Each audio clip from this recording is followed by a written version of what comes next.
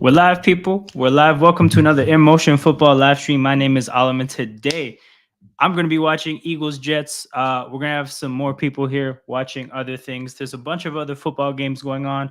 So I'm sure you guys watching right now will have your eyes on some other things.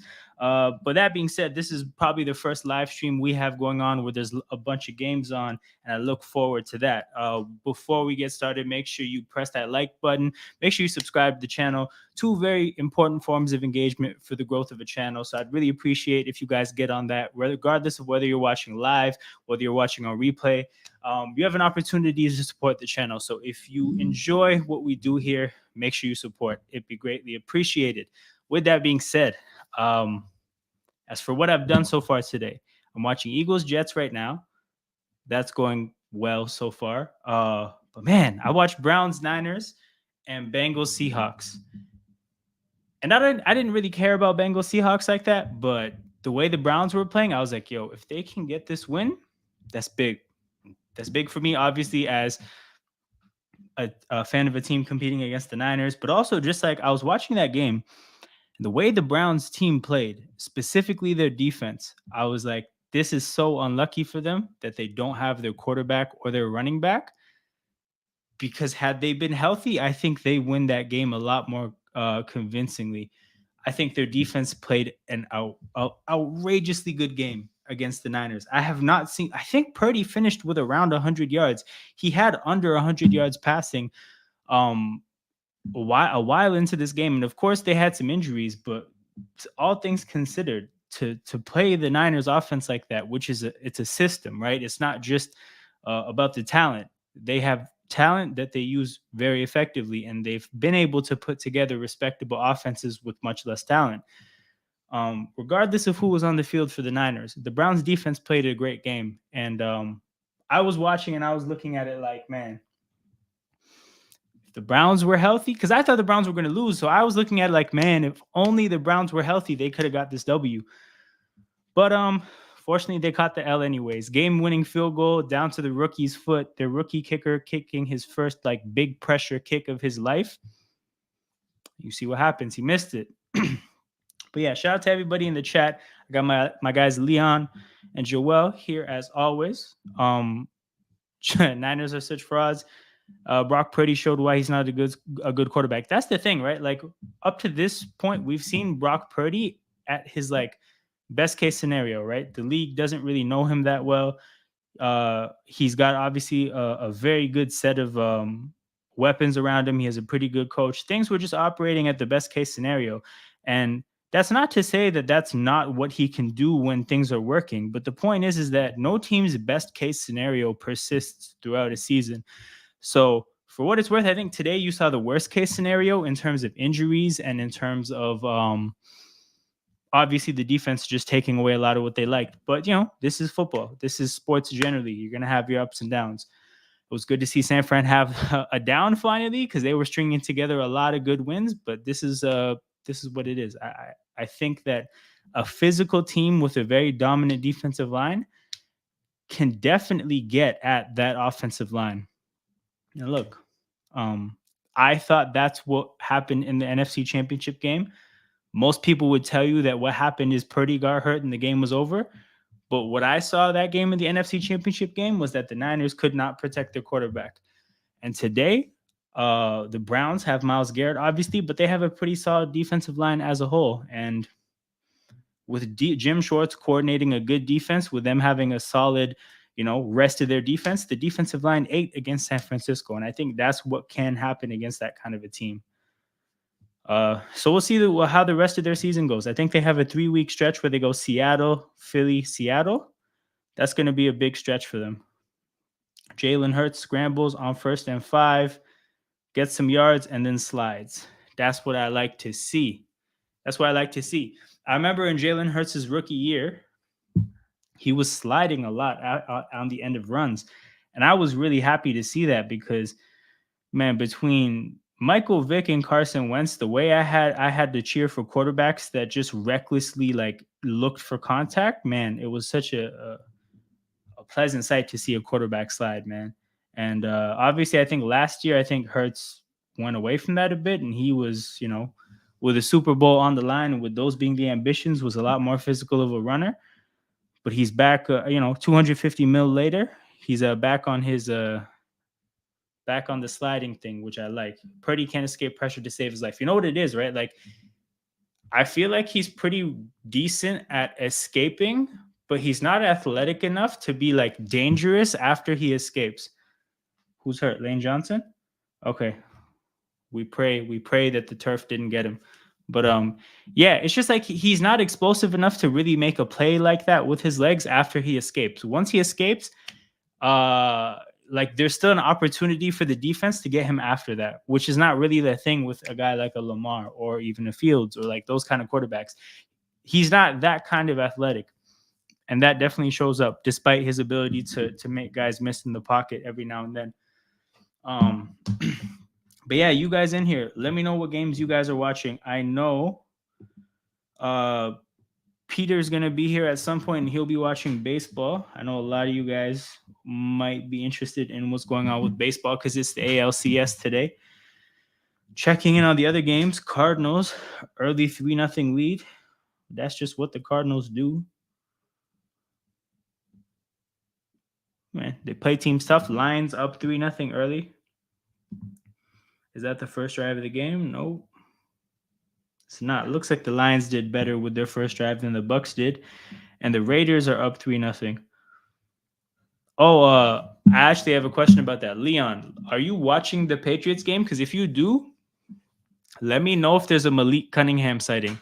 Like, because that's something that I do think could happen. And I am looking forward to it as a whole to see what that quarterback can do. Sorry, as I adjust my setup, people.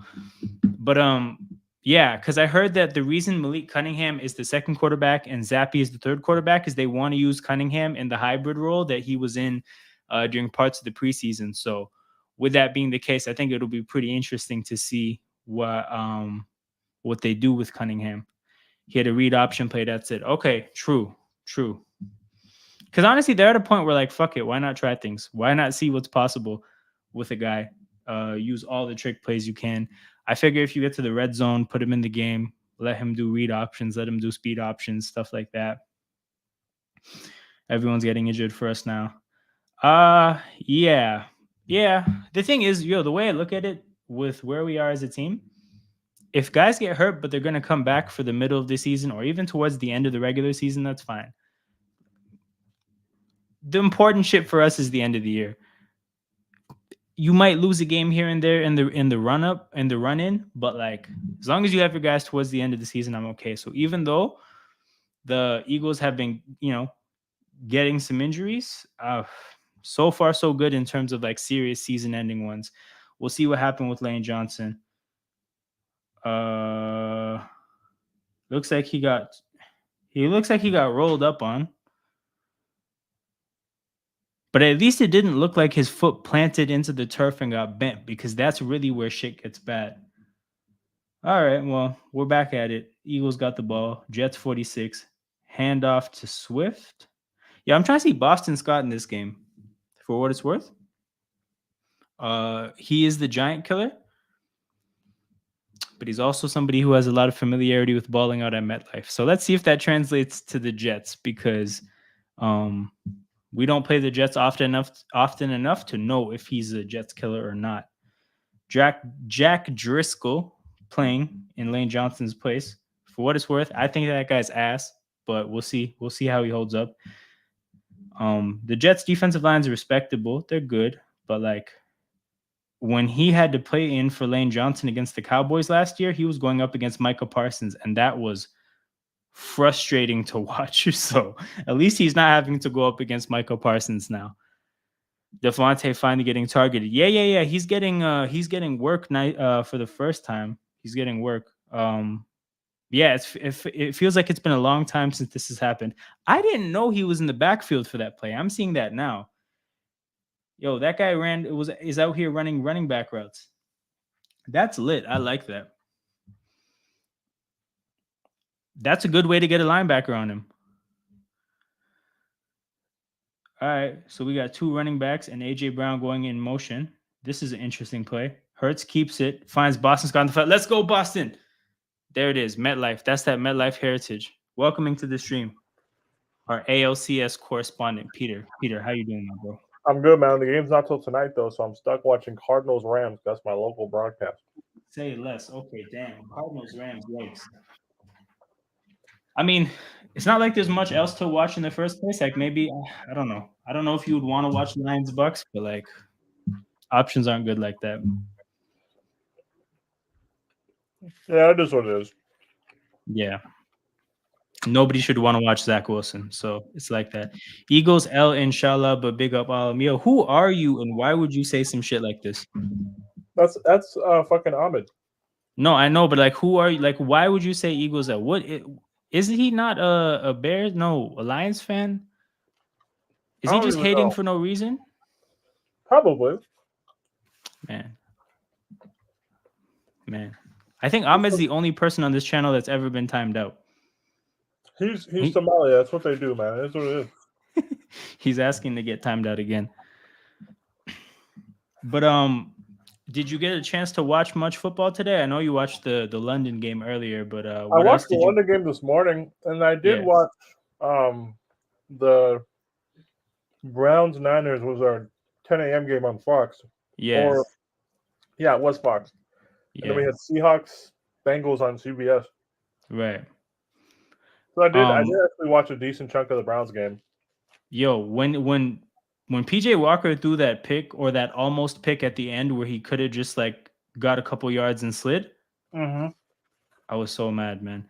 That game was just hilarious and how everything went. Oh But I'm yeah, glad that the Browns got the win in the end.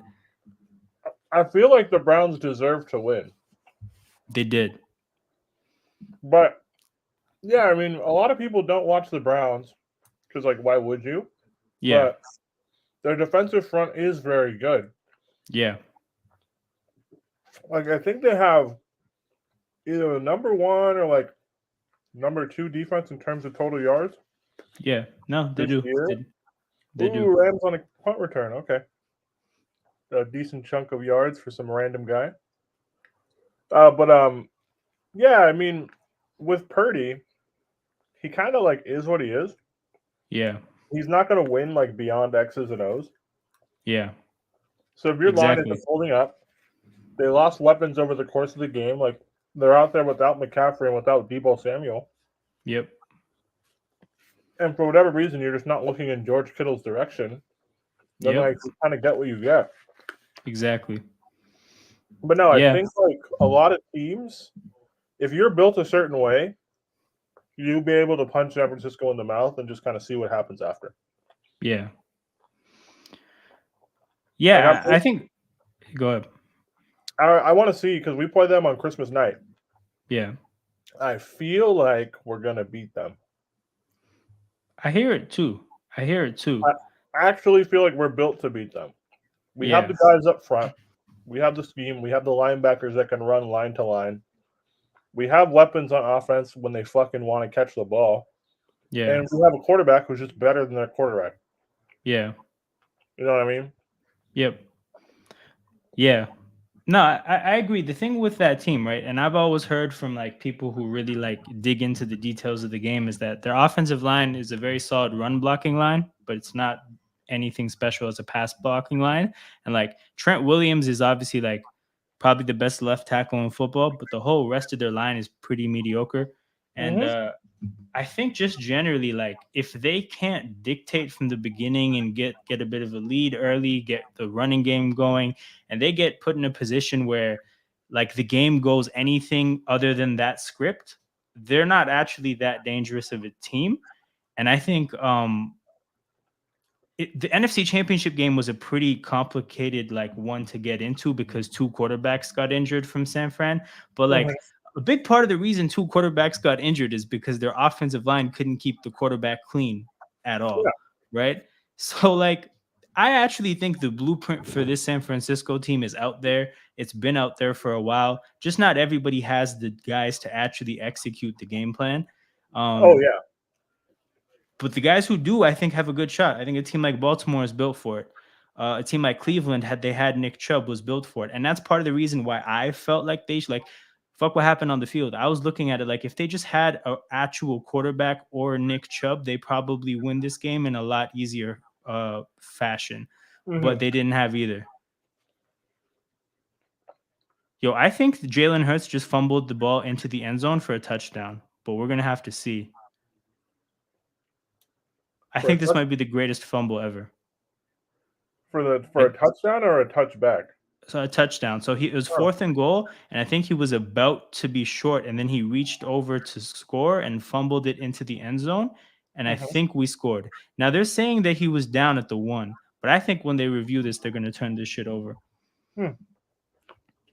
We have a random Brock Purdy stand in the chat. Okay, fair enough.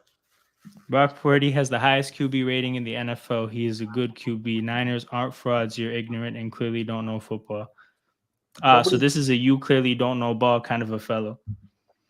Nobody said the Niners are frauds.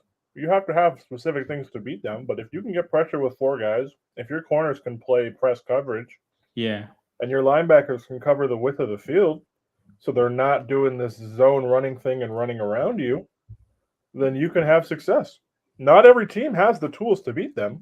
Yeah. But a team like Cleveland absolutely does. Yeah, I think he was mainly talking to Joel because Joel did say the Niners are such frauds. I mean, okay, but like Joel's an angry Patriots fan, right? Nah, he's a impassioned Eagles fan. Oh, okay. But yeah. Who's the Patriots fan that's always in the chat? Is that Leon? Leon. Yeah, that's Leon. Jacoby Myers Leon touchdown pain. Got you. That's hilarious. The Patriots are losing to former Patriots? Yo, I'll be so real, Archangel.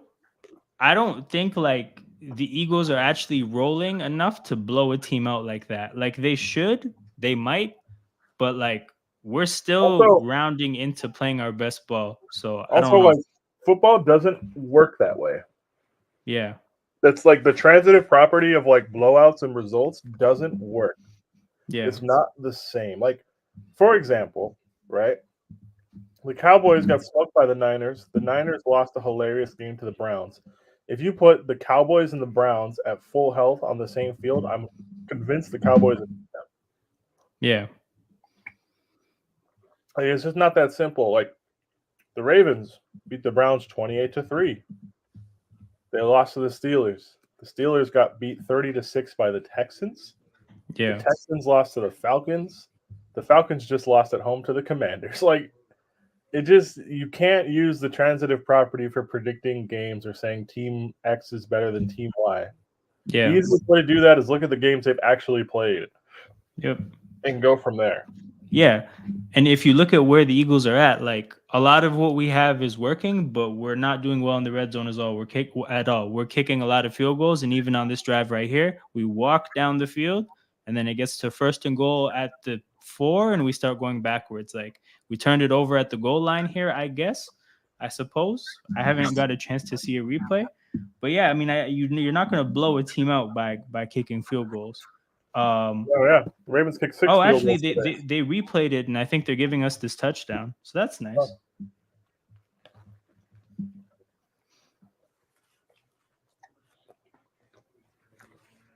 Oh, so actually, they're not saying Hurts fumbled. They're saying he just scored a touchdown. That's nice. Oh, okay. I knew the Jags would blow the Colts out because they beat the Bills. Okay, so you're really doubling down into like the A is greater than B and B is greater than C kind of way of looking at things. I mean, I guess. Never mind the Colts had a backup quarterback playing. Yeah. Yeah. I mean, things finally fell apart with the Gardner Minshew experiment. Yeah, I mean,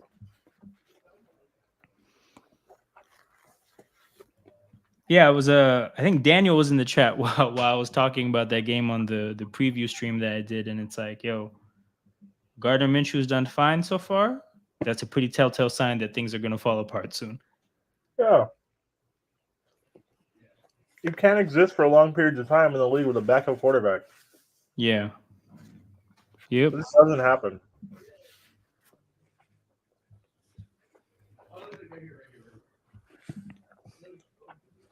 It is too competitive for that to work long term. Yep. Also, I think in week one, these two teams matched up, and the Colts had a pretty solid game, and they still lost. So it's one of those things where, like, you can actually just go and look at these two teams playing like 5 weeks ago, and kind of Yeah. figure out what would have happened. Hey man, but this Niners Browns game is all going to be boiled down to a missed field goal, Yeah. and we're not going to see the part where for the most of the second half until the last drive, the Niners offense was going nowhere. No, like Brock Purdy had, I think, 72 passing yards going into the fourth, and I think he crossed 100, maybe like, On the Ayuk throw. yeah, towards the end. Yep. Shout out to Star Davis saying yeehaw. I don't know what that's in relation to, but yeehaw, I guess. But yeah, I mean it is what it is. Niners lost. Football's a week-to-week sport. They'll get over it. Football's a week-to-week sport, and football is like a chaotic sport. Like any given Sunday is a thing. Shit happens. The Niners will be fine. I think they just ran into a defensive front that is very well built for playing them. And they got some bad injury luck, and they got some bad calls, and their rookie kicker missed a kick at the end. Like shit happens.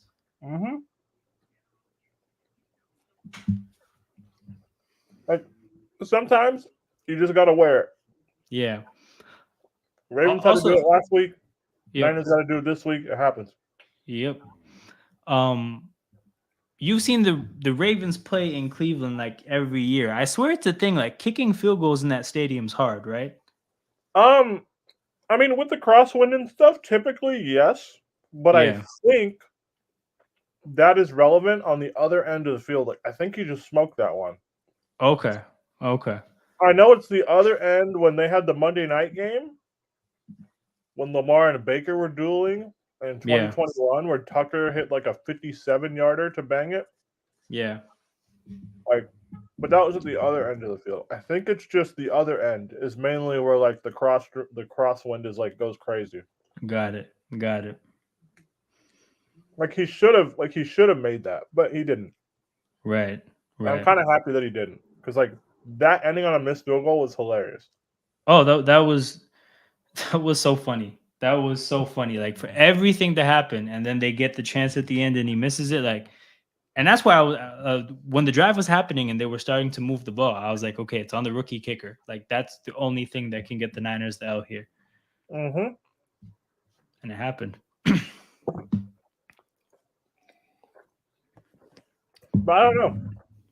I just think when you take a person's weapons away, and you ask them to win beyond X's and O's, not everyone can do it. That's why certain people get paid premium contracts and big money, and that's why others don't.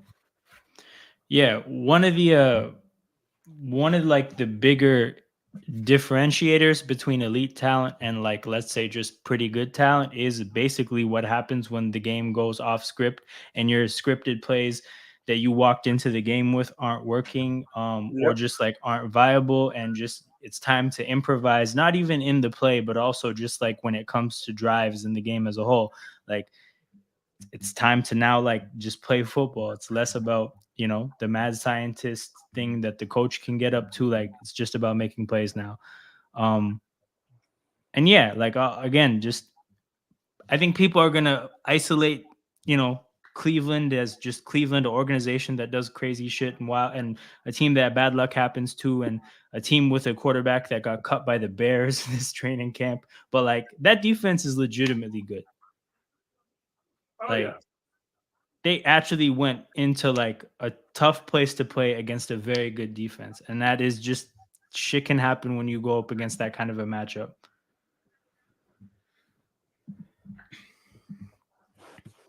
I mean, Lamar Jackson scored 28 points on them, but not everybody is Lamar Jackson. It is what it is, man. Such is true, man. Such is true. But this the end of the first, people. 7-0 Eagles. Jets are around midfield, I think. Looking at the rest of the league, 10-0 Raiders. The Patriots, man. The Patriots are definitely going to get one of those top picks. 3-0 Lions over Bucks. And Bears got so cold in the top two picks, man. It don't matter. and then Cardinals, Rams 3-3. I also think, for what it's worth, I think it's so funny that the Browns had Josh Dobbs, and then they said, you know what, this guy can go because we believe in our young rookie.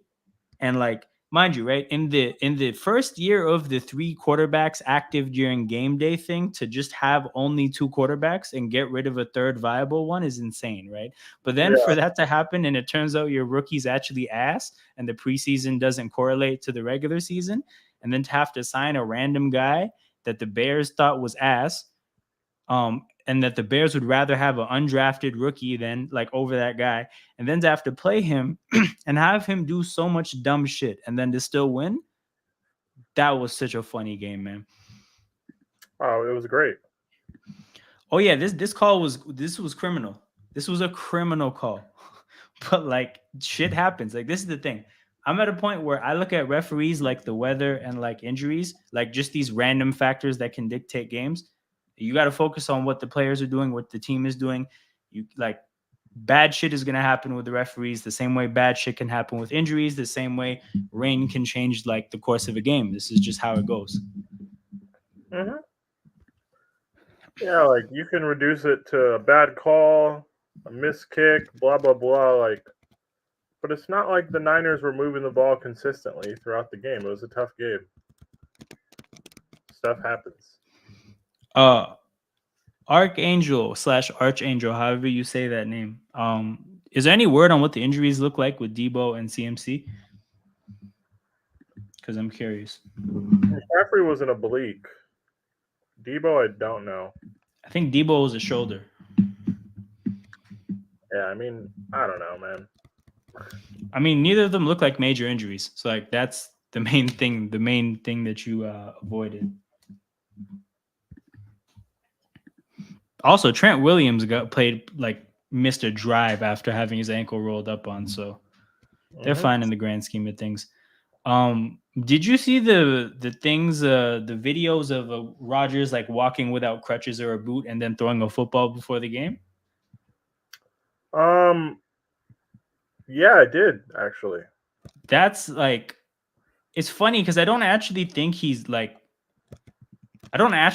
to play this year, but I do think it's interesting how much he's toying with that idea and just like how much conversation that's generating. Yeah, I mean, you know, Aaron Rodgers, man, likes to be center of attention. I get it. Facts. Like, the guy got up there on the Pat McAfee show talking about how like the vibrations generated by dolphins having sex is something that has a healing property, and then started throwing a football before a game like little over a month after tearing an Achilles. Like, he just generates hilarious conversation. That's my takeaway with this guy. Like, I think there's no chance he returns this season, but yes, it's great content. Yep.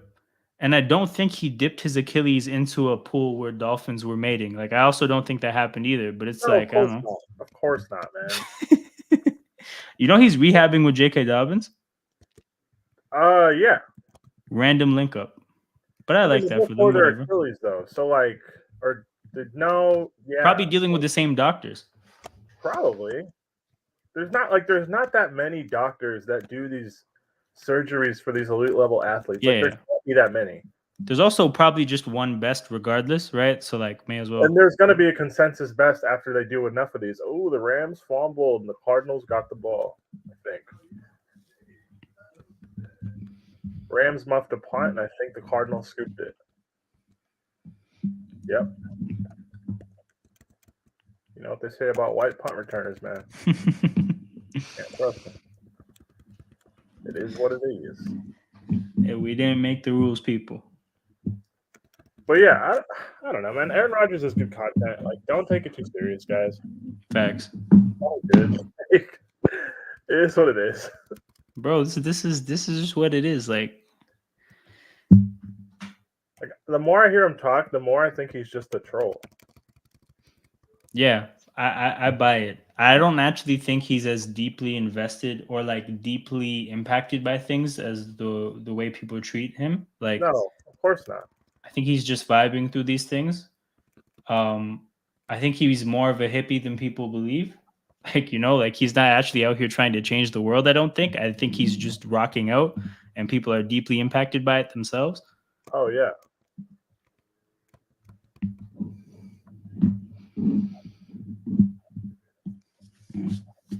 Yeah, so I've got the stream on half my laptop. I'm running Pokemon on the other. I have Cardinals Rams on the TV. Josh Dobbs almost threw a pick.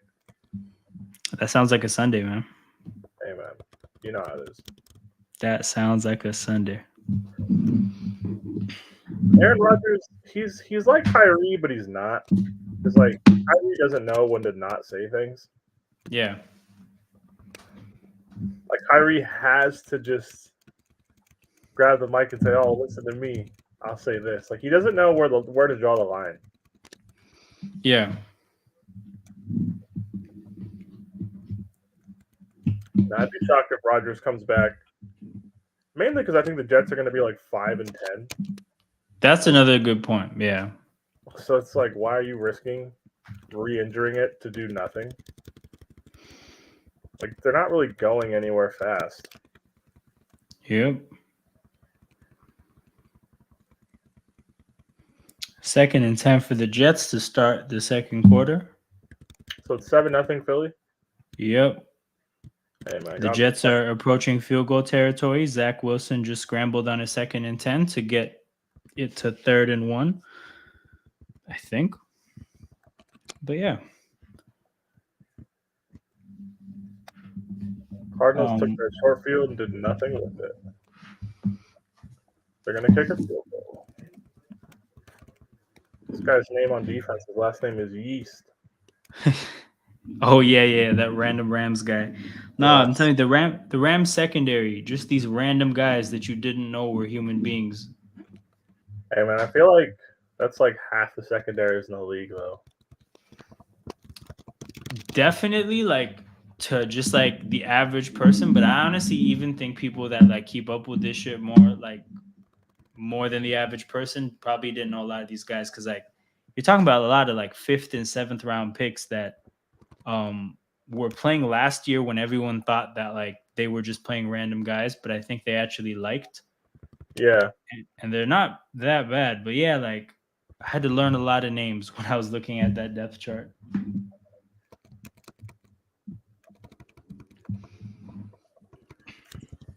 The way it goes, man. Like most of the league is guys who's not really familiar with. Yeah. And like the turnover in football is so much, because if you think about it, like a solid 350 rookies enter the league every single year, right? If you count practice squads and whatnot. So like forget any retirements or people just getting washed, like a solid 350 people. 20% of the league turns over every year. Yep, every single year.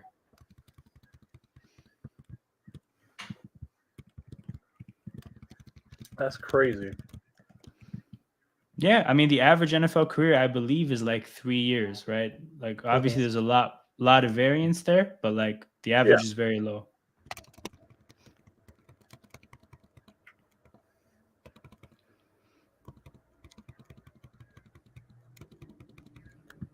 Damn. Yeah, this MetLife turf is ridiculous. Joel, I don't think it's worth stressing about Zach Wilson and the Jets. I really don't. We have Zach Wilson looking like Vanilla Vic. It happens though. It happens. Like he can run around, and also like we're so committed to this one way of playing defense. Like we're not a defense that's gonna show up and just like punch people in the mouth. Like we play these soft zones and try to let our defensive line go get the quarterback. Like we're very much a team that's it's going to be really hard to get these big plays against, but like a team can trickle down the field if they really commit to it. Like we're not really a team that looks to stop that. So if the Jets are going to do this, they can do this all they want. They're just not going to beat us like this, which is kind of the whole point of what we do. Yeah, like if you're going to do that, you have to score touchdowns if you're shortening the game. And they're just in 4th and 13 right now, so that's not going to happen. Like, yeah, so like that's the thing that I think people need to understand when they're watching games. Yeah. Sometimes coordinators are calling a game a certain way, especially when you have a lead, to just shorten the fucking game. The Ravens did it this morning masterfully with the Titans. When they were up 11, right?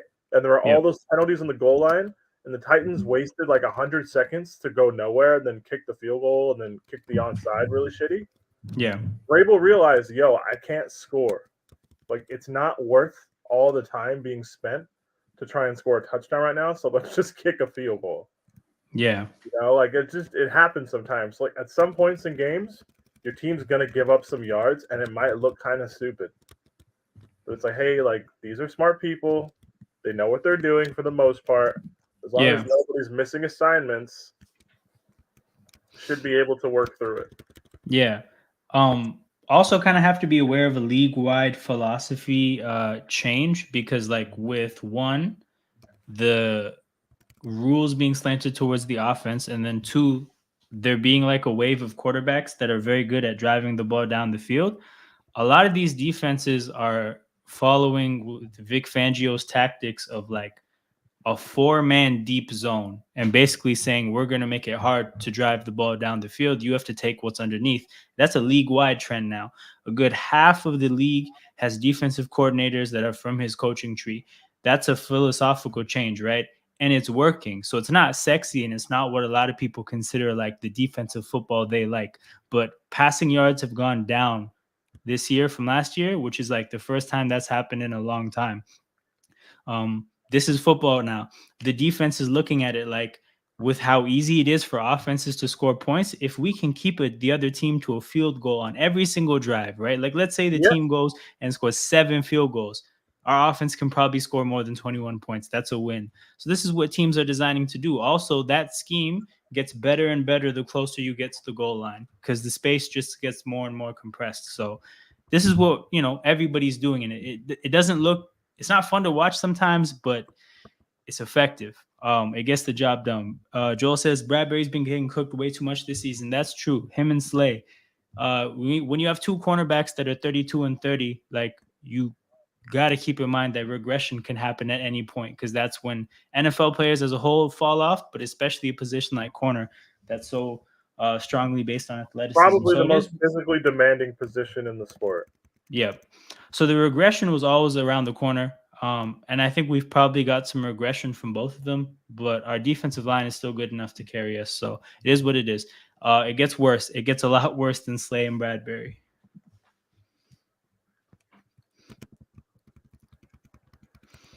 But yeah, this game is at a commercial, people. The Jets got a field goal. It's 7-3 Philadelphia. Still 10-3 Raiders over the Patriots. And all field goals in the other games. Yeah, I might go to Arizona for Ravens Cardinals in 2 weeks.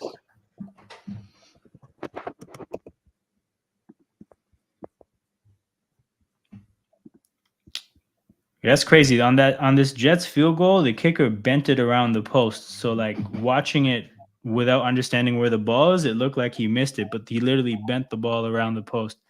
That's crazy. But you should go watch the game in Arizona. I think that's a good matchup, because like, that's the kind of matchup I want to see my team play. Like, I don't care about seeing my team play against a good team. I want go beat up on a bad team. I'm more than happy with that. I'm like kind of there too. I'm like, like, I don't really care about seeing a competitive game or having my heart racing. Yeah. I just want to see us like win, and I just want to enjoy my weekend. Yes. I want a carefree, like, easy, just enjoyable game. Oh, 100%. Especially when you're doing driving like that. Yeah, because I'm going to have to drive like 5.5 hours after. The drive home is not fun after some bullshit. Yeah. So I was thinking, mob out on Friday, find a place to stay for a couple nights, because the Suns play the Spurs that Saturday night. Oh, shit. Wemby watch. So I might go. I might have to pull up on them. That sounds sick. That's a pretty sick back-to-back. Have you made the trip out to see the Suns before? Not in Phoenix. No, I always just see them when they play the Clippers. Yeah. That's like used to be the cheapest ticket to get, like, growing up. Right. That was always the easiest shit to get. Right.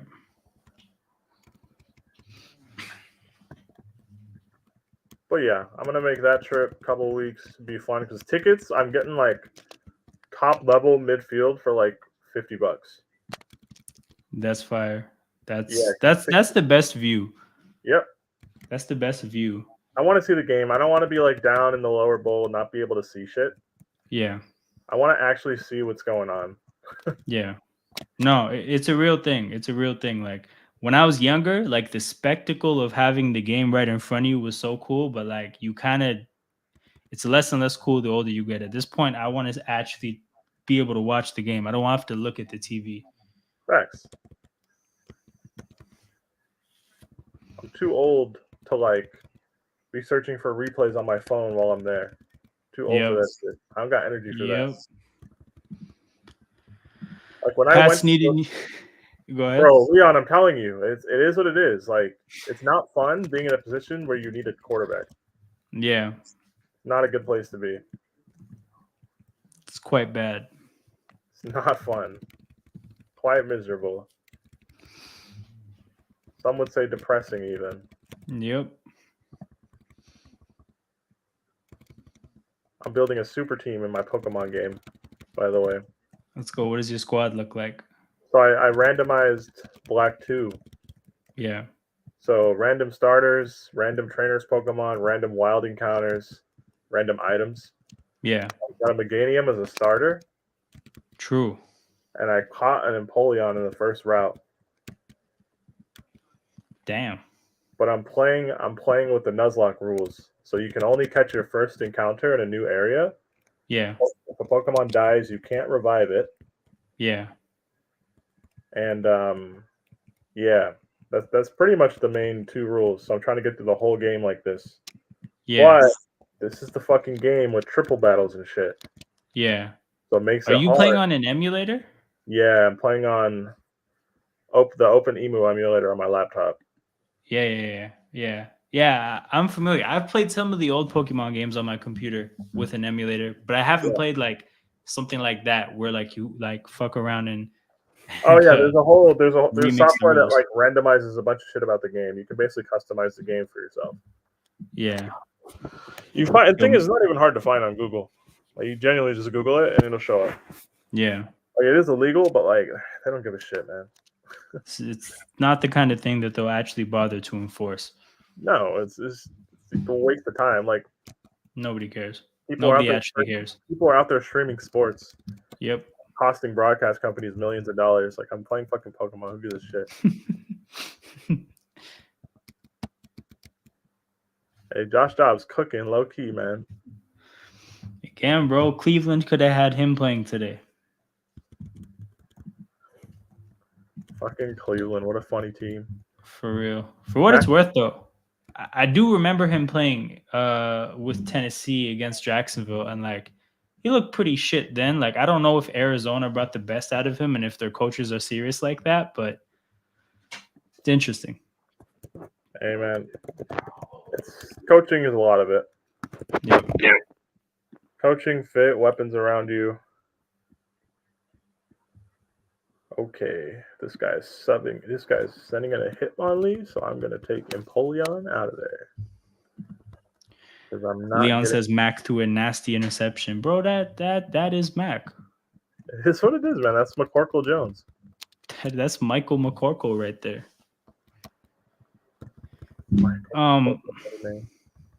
So there's a turnover in this game. The Eagles ran a tight end screen on 3rd and long, and I think they're saying the tight end fumbled. Now I think that might be an incompletion, but they did call it a fumble on the field. So replay will sort that out.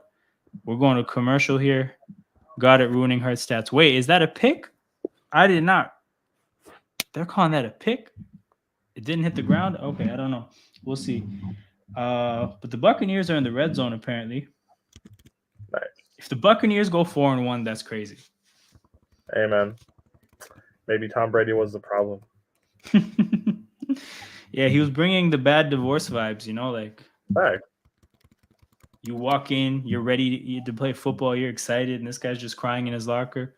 Yeah. This guy's bad vibes. They needed Baker. They needed Baker and his good vibes. Yo, they just tried to sneak with Dobbs. I don't think it worked. I guess it did, but I don't know about that one, Chief. I didn't see him get that far down the field, but all right.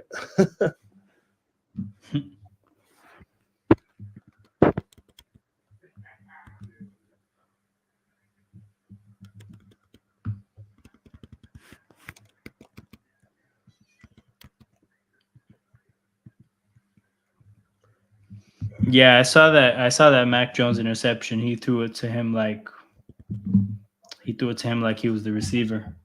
Hey man, Raiders baby, let's go. Playoff push.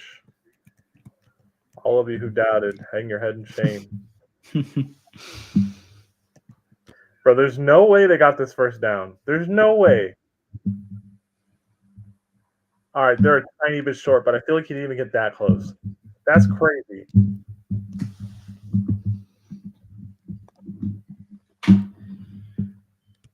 It's 4th and 1.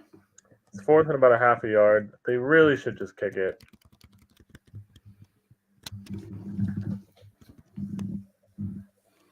But at the same time, they're 1 and 4, so like, who gives a shit? I hear it. Fuck it, go for it. Oh man, the fucking Cardinals. Yo, I think a team like the Cardinals is definitely pissed with the Panthers today, but like the Panthers going up 14-0 against Miami is nothing. That being said, I don't know if they found something that maybe is gonna like help in a future game. I don't know who they play next week, but all right, they got it that time. Although somebody might have lined up offsides or some shit. Yeah. Or lined up like I have no idea what happened. I actually don't give a shit either. Damn, yeah, they're saying that is an interception. That's crazy. Quinnen Williams, 340-pound defensive tackle, gets an interception. What a time. Let's go, man. Yo, that's a dream. That's a dream for a nose tackle, man.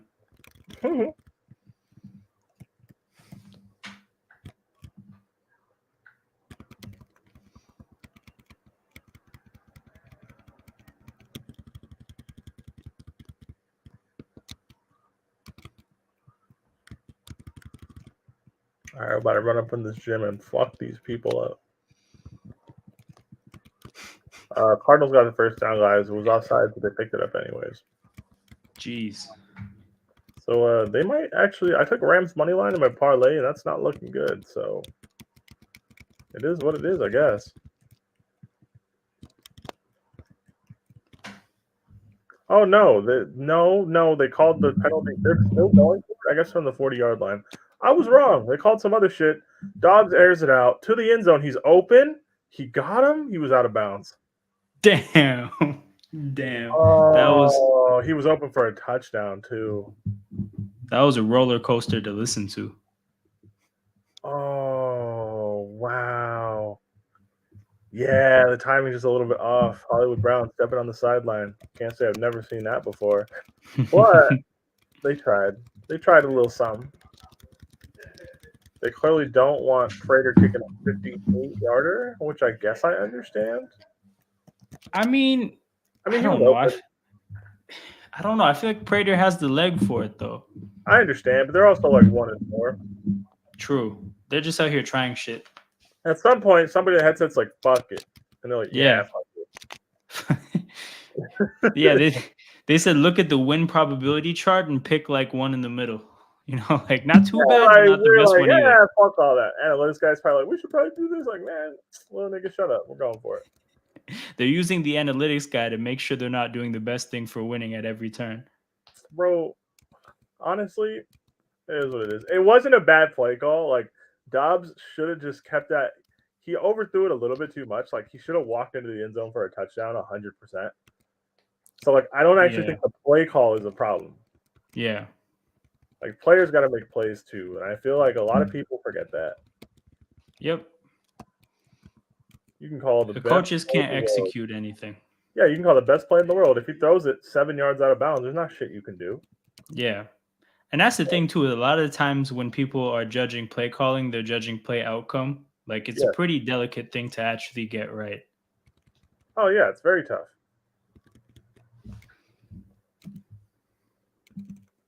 So Zach Wilson on 4th and 5 throws the ball 4 yards past the line of scrimmage to the sideline. And the guy makes a great sideline catch a good yard before the first down marker. So turnover on downs from the Jets after they got the fortunate turnover.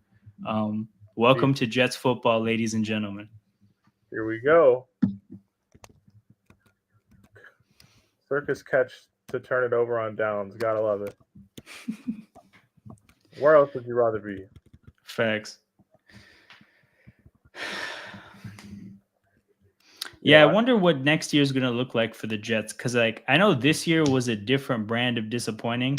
I think next year will be I think the next brand of disappointment that they could have to deal with is if Rodgers comes back and he's just ass. Oh yeah, that is the nail in the coffin. Yep. Rodgers comes back and is completely washed. They've seen a lot, but that would be a different flavor of That would be terrible. depressing.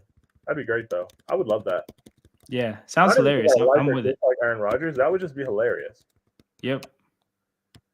Yo, I forgot like having these two starter Pokemon that are not from this generation at this point in the game is fully evolved. I realize why Pokemon designs the game the way it does. My team is like so broken strong for this point in the game. Yeah. Like my Empoleon has Swords Dance because it just learns Swords Dance at like level 10. Yeah. And my Meganium has Flash Fire, so I don't even have to worry about fire type moves against it. Yeah. I can just leave it out there. That's OP, yeah. And I'm like, yo, like this is actually so fucking broken. But this is the game with the triple battles. So at some point, I'm gonna run into a battle. Motherfucker's gonna throw out like a Kyogre, a fucking Rayquaza, and then something else that's really tanky and weird. And the Rayquaza is just gonna happen to be in the middle, and it's gonna spam Outrage, and it might be a wrap for your boy. But we'll cross that bridge when we get to it. So hold up, a triple battle is like three Pokemon, and they could all attack anybody? The one in the middle can attack anyone. The ones on the sides can attack the person, the one directly across from them, and the one in the middle. Oh, true. Damn. So the placement of the Pokemon matters as well as what the fuck is out there. Yeah. So like depending on where the opposing Pokemon is, it could be really bad. Yeah. Like you can just be the middle Pokemon and just spam Surf and fucking ruin everything. Yeah. Oh yeah, true. Rock everybody. Hey, you know what? The Jets being good, like, I don't know. You're a Patriots fan, so like maybe it matters to you, but like, I don't think they'll be that good even if he's healthy. Yeah. Do Patriots fans like really like hate their division rivals like that? Because I don't know if you guys have ever actually had a rivalry, right? Because I feel like either the Patriots have been too good or too shit. Yeah, like. Also, the other people in the division, they don't win shit, so like, who cares? Facts. I feel like on 3rd and 12, he fumbled, I think, but they got the ball back. Yeah, because like when the Jets and Patriots were like actually like them being remotely competitive for a short amount of time just set the Jets up to be even more embarrassing because like somehow the conversation became about Rex Ryan's foot fetish and like Mark Sanchez being ass. So like how serious of a hatred is it? He says I only hate the Jets. That's interesting. I guess that is a thing then. All right. We respect the random hatred of the Jets, I guess. Yeah. I mean, fuck the Jets, man. Why not? Fuck it. Why not? Random beef with random team. Why not?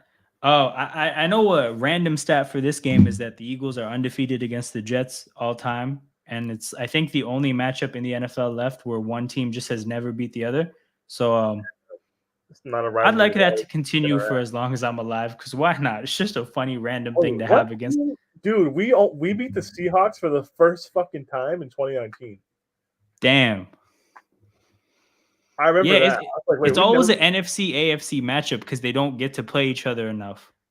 Yeah. We beat them for the first time ever. I was like, wait, what? We've never beat them? Dude, that was when I remember that game. Russell Wilson threw 2 picks. It was great. Yeah. Fuck that game.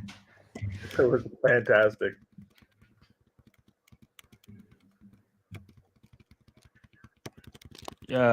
Touchdown Eagles. DeAndre Swift makes a great catch, fights through some contact and gets in the end zone. It's 14-3. Trying to see another touchdown before halftime, and then I'm trying to see every important player removed from the MetLife turf. Get them off this fucking field. I respect that. Bro, you don't understand how like excited I was when I saw the schedule and I saw the Giants away game is the last week of the season because we might be resting. And then I looked at the rest of the schedule and I was like, fuck, we got the Jets too. You're just like, no. I thought I escaped it.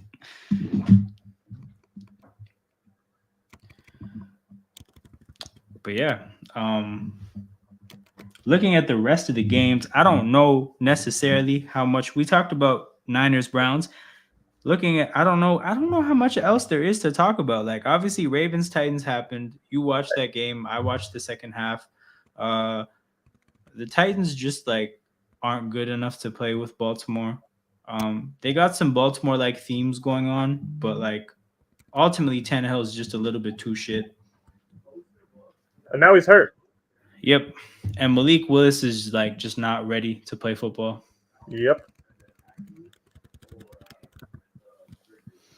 When Rex came in with Revis Island in that front, I blew some hatred in me. They talked a lot of shit during that time. So that's the thing. That's the time I was referring to in terms of like them being like remotely competitive. But again, that just set the Jets up for like much more embarrassment. So they can hold that.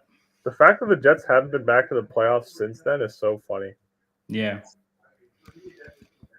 Yeah, That's every great. now and then there's like a graphic that floats around showing everybody else's last playoff win, and like it surprises you to see some teams. Like I didn't take in how long it's been since the Steelers won a playoff game. It's been a long time. 2016? Something like that. Let me see.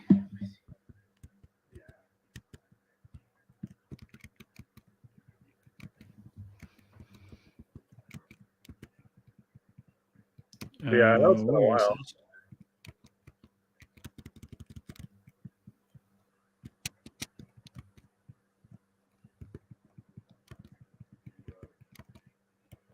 Man, this is the super team. Let's see who we're adding to the squad.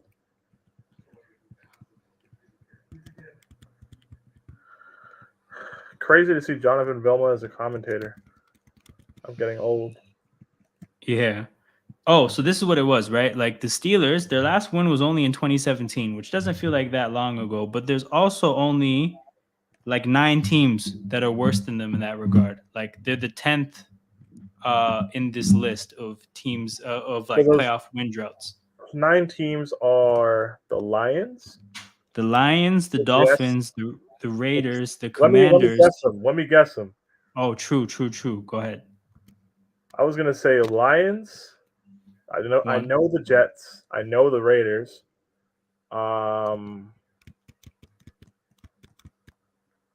Panthers, you said, because they probably haven't won since Cam's MVP year. So I actually didn't say them, but they are on the list. Okay, so Panthers you didn't say, but they do qualify for that list. Obviously, nobody in the North because we've all won fairly recently. Josh Dobbs on the 3rd and 13 picks it up on the scramble. I can't believe what I'm watching. Oh my god. The Cardinals haven't won a playoff game in a minute. Correct. I want to say since Kurt Warner and Fitz. 2016, so it must have been, yeah. Yeah, so like Cardinals haven't won in a minute. So how many teams is that? You got, let me see, you got 1, 2, 3, 4, 5. You got 5. There's 4 left remaining. Okay. Texans. Nah, they won in 2020. No, I forgot because the Josh Allen when he threw it backwards game, the Texans beat Yes. them. Yep. Okay. Not the Colts, not the Texans, not the Jags, not the fucking Titans because they beat us. Shit, I'm kind of blanking now. No, hold on. Oh, I can't even say the Giants, even though they're ass. But the fucking Commanders. Yeah, so that's one of them. So you got 3 left. 2 AFC, 1 NFC. 2 AFC, 1 NFC for longer playoff win droughts than the Steelers.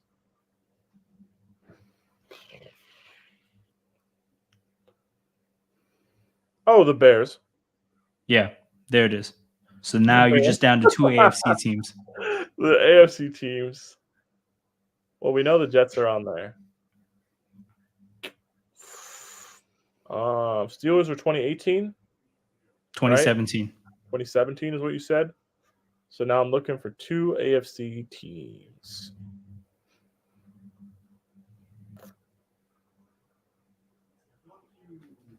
Oh, the fucking no, hold on. Wait, hold up. Do you think maybe the year is a good hint? Oh, the year would probably give me the answers. That's probably too good a hint. Okay. Like the Steelers won the playoff game in the calendar year 2018 or the 2018 season? The phrase here is start year. So I believe the calendar year would be 2018. Okay, because the Chargers beat us in Lamar's rookie year, so they're not on this list. Yeah, they're not on this list. Okay. Chiefs, funny.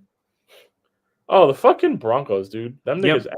That's one of them. That's one They're of them. So ass. you just got one left. You got they haven't one won left. since Peyton Manning fucking retired, right? Yep. It's probably the Super Bowl. No, I think it is. They haven't even been back to the playoffs since then. Yeah. So it's just one AFC team.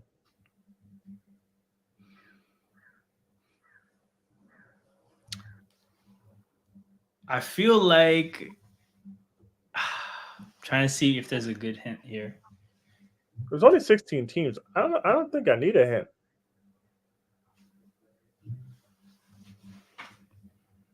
Is it the Jaguars? No. This is 2018. Jaguars won last year. Oh, that's right. Fuck. Yeah. I was thinking like when they beat the when they lost the AFC Championship. Yeah. The Patriots. Yeah, that would have put them in this same year, I think. Yeah. It's nobody in our division because the Steelers are who we're talking about. Do you want to run off the names that you've mentioned so far, just on the off chance maybe I didn't catch it? Yeah. So Broncos, the Bears, the Jets, the Lions, Panthers, Commanders. That's only 5. I feel like I've named more. I'm quite sure you said the Raiders. Oh yeah, the Raiders, because they made it in 2016, and what's his face, Derek Carr's foot was broken. Yeah. Yeah. So you didn't say this team. You didn't say this team. Okay, just it's in the AFC. Yeah.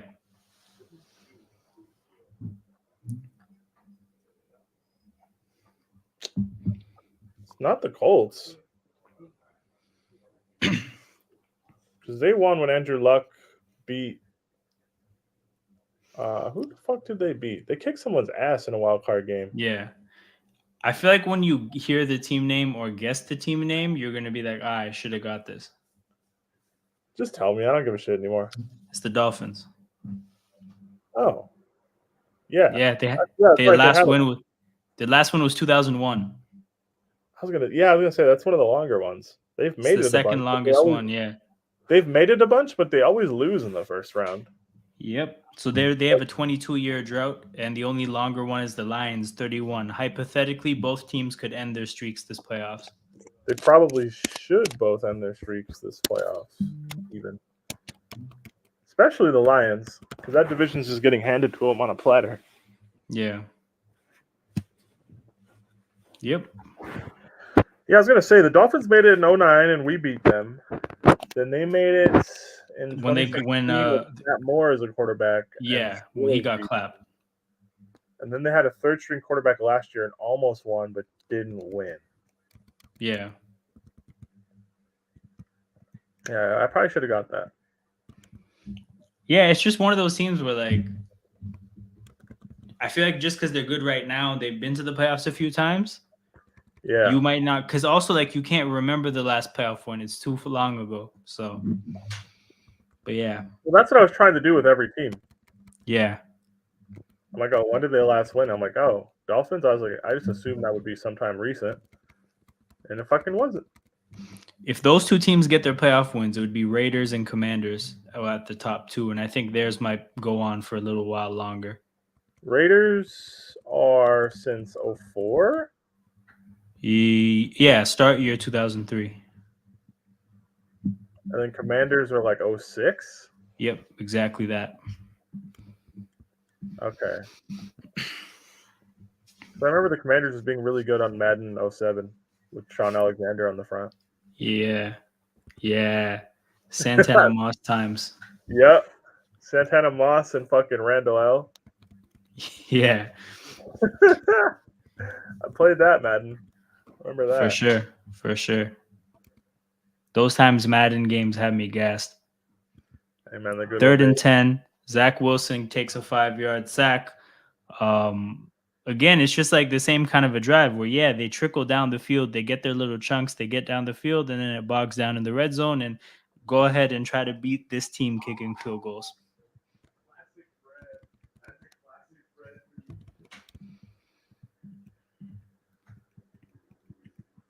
Yeah. Cardinals are like bullying them. I can't believe this. They're actually like that kind of a team. Like they bullied Dallas as well. Like they're not good, but they're physical and like they're hungry. They're not good, but they're good. Yo, it's like that's the thing. So the thing that I heard about the Cardinals that like obviously I knew, but I didn't kind of like I guess I was looking at it the wrong way. Their Uh-huh. defensive coordinator is like 30 and their offensive coordinator is like 34. So I was just like, oh, that sounds bad. But it turns out they got like basically the best coaching prospects in the game, kind of. Like they took the 30 and 34-year-old that are like widely known as these guys will probably be good in like 5-6 years, but they got them early. And Uh-huh. apparently they're both cooking. And they have like a whole roster full of guys that are like competing for their NFL lives. Like they have very little guys on that team that actually have NFL job security. Right? These guys are all on the brink of the CFL. So it's just like it's a pretty interesting dynamic they have, but like they are definitely playing teams tough every single week. Hey man, when you're playing for your job, that's what happens. That's why I don't see how like they would get into like a Caleb Williams discussion. They're too good for it. They like try too hard. Yep, They're gonna win like 4 or 5 games just off trying hard. exactly.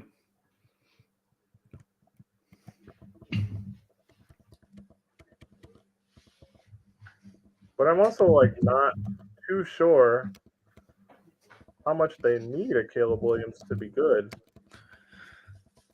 I'm looking at what they're getting out of Josh Dobbs, and I'm thinking about what they could get out of Kyler. Now, the key thing about getting stuff out of Kyler is how badly is he invested in like kind of learning or like caring about the chess match of the of a football game Yeah. because he's just like a baller.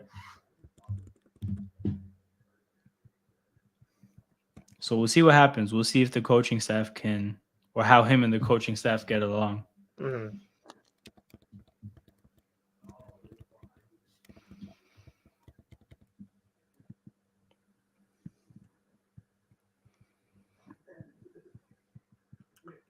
What's the Bucks Lions score?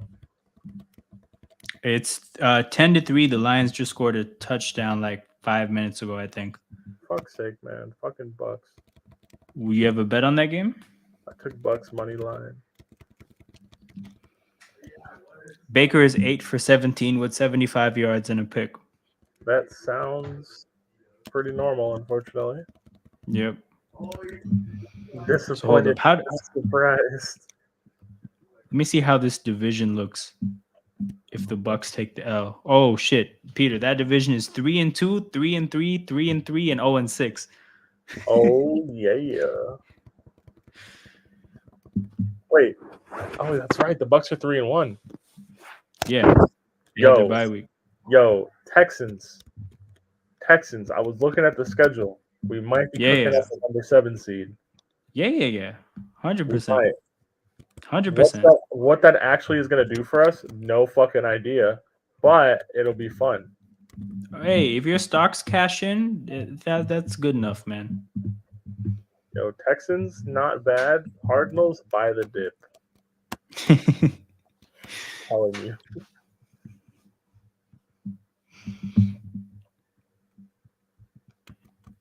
Yeah, looking at like the worst records in football, right? Like the Panthers will be there at the bottom because they just the Panthers will be the worst, and the Bears will be the second worst because Justin Fields broke his hand. Yeah. Oh shit. Yeah. The top two are decided. They're going to be fucking playing. I don't know. Yeah, they're going to be playing an undrafted rookie for a few weeks. Like, it's a wrap. It's a wrap. Jeez. They're going to keep that coaching staff to ensure the tank. Yeah. You know what I think would be hilarious? Because like they won't and shouldn't like this just shouldn't happen. But if they traded away 1 and 2, like if they traded 2 quarterbacks away and left like with 6 first-round picks somewhere, right? I don't know how many of them would be in that year. Probably only 2. But just the chaos of that. And then imagine the GM gets fired over some dumb shit, and then somebody else gets to walk into that job and use the draft picks. Like, I just want chaos. I just want the chaos. GM is getting fired. Yeah, I want chaos in that circumstance. No, I think that if they get the number 1 and number 2 overall pick, they just have to clean house with everyone. Yeah. Okay, whatever we just tried, that shit didn't work. We don't speak about it. Yeah. Moving on to the next thing, all right?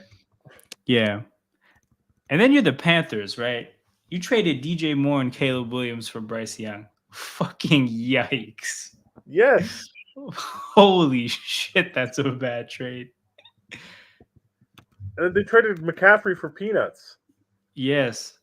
They could have had Justin Fields, McCaffrey, and DJ Moore. Now you have Bryce Young and none of them. Yep. Yo, I find it interesting. I feel like these because I feel like there's a different kind of owner that's entering sports now, right? Because like it wasn't too long ago where you could buy a team with $500 million. Now it takes a good 5, 6, 7. I feel like the caliber, like the level of richness that's required to buy a team now, it's like a different kind of owner entering. And I feel like these new 5, 6, $7 billion owners, like they come in with like a very specific idea of how they want things to look, and it's not working. I don't know if there's a big enough sample size to draw big conclusions, but I mean, we just have the Panthers and the Broncos, right? And Chelsea. So that's the thing. I'm talking sports wide. Oh. Because like again, really obviously you're talking about like different sports. You can extrapolate to that kind of example. I think you should just keep it NFL. Right. I guess the only thing is also is like these people are interested in buying different sports teams, and I don't know if there's enough of like, because I think obviously like they're not going to walk into different sports and just say, okay, exact same blueprint. But I do feel like there's a overarching like, is that a fumble? Who's going to recover that? But yeah, I just feel like so with the Panthers, right? This guy walks in and he's committed to spending a lot of money on the coaching staff, right? Assembles a pretty good coaching staff. It's like a lot of resources are given to people, but there's less of an effort to be careful about who the resources are. Oh my God, the Rams got a bomb down the field. How do the Cardinals let that happen? Come on, guys. Your jobs are on the line. You guys so it's like it doesn't even matter. Just win. Yeah.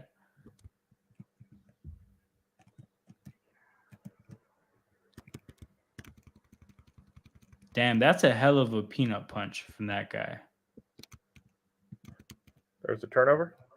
Yeah. So Quinnen Williams got the interception that just somehow was an interception. Then his brother just punched the ball out of DeAndre Swift's hands. And like, oh no, that was CJ Mosley. Never mind. Hey, CJ Mosley. Out here just punching the ball, like just turned into a boxer at some point. Probably switched up his footwork to get to like boxer footwork and just punched the shit out of that ball. There you go. Stafford with a useless play. We're going to kick a field goal, but that's okay.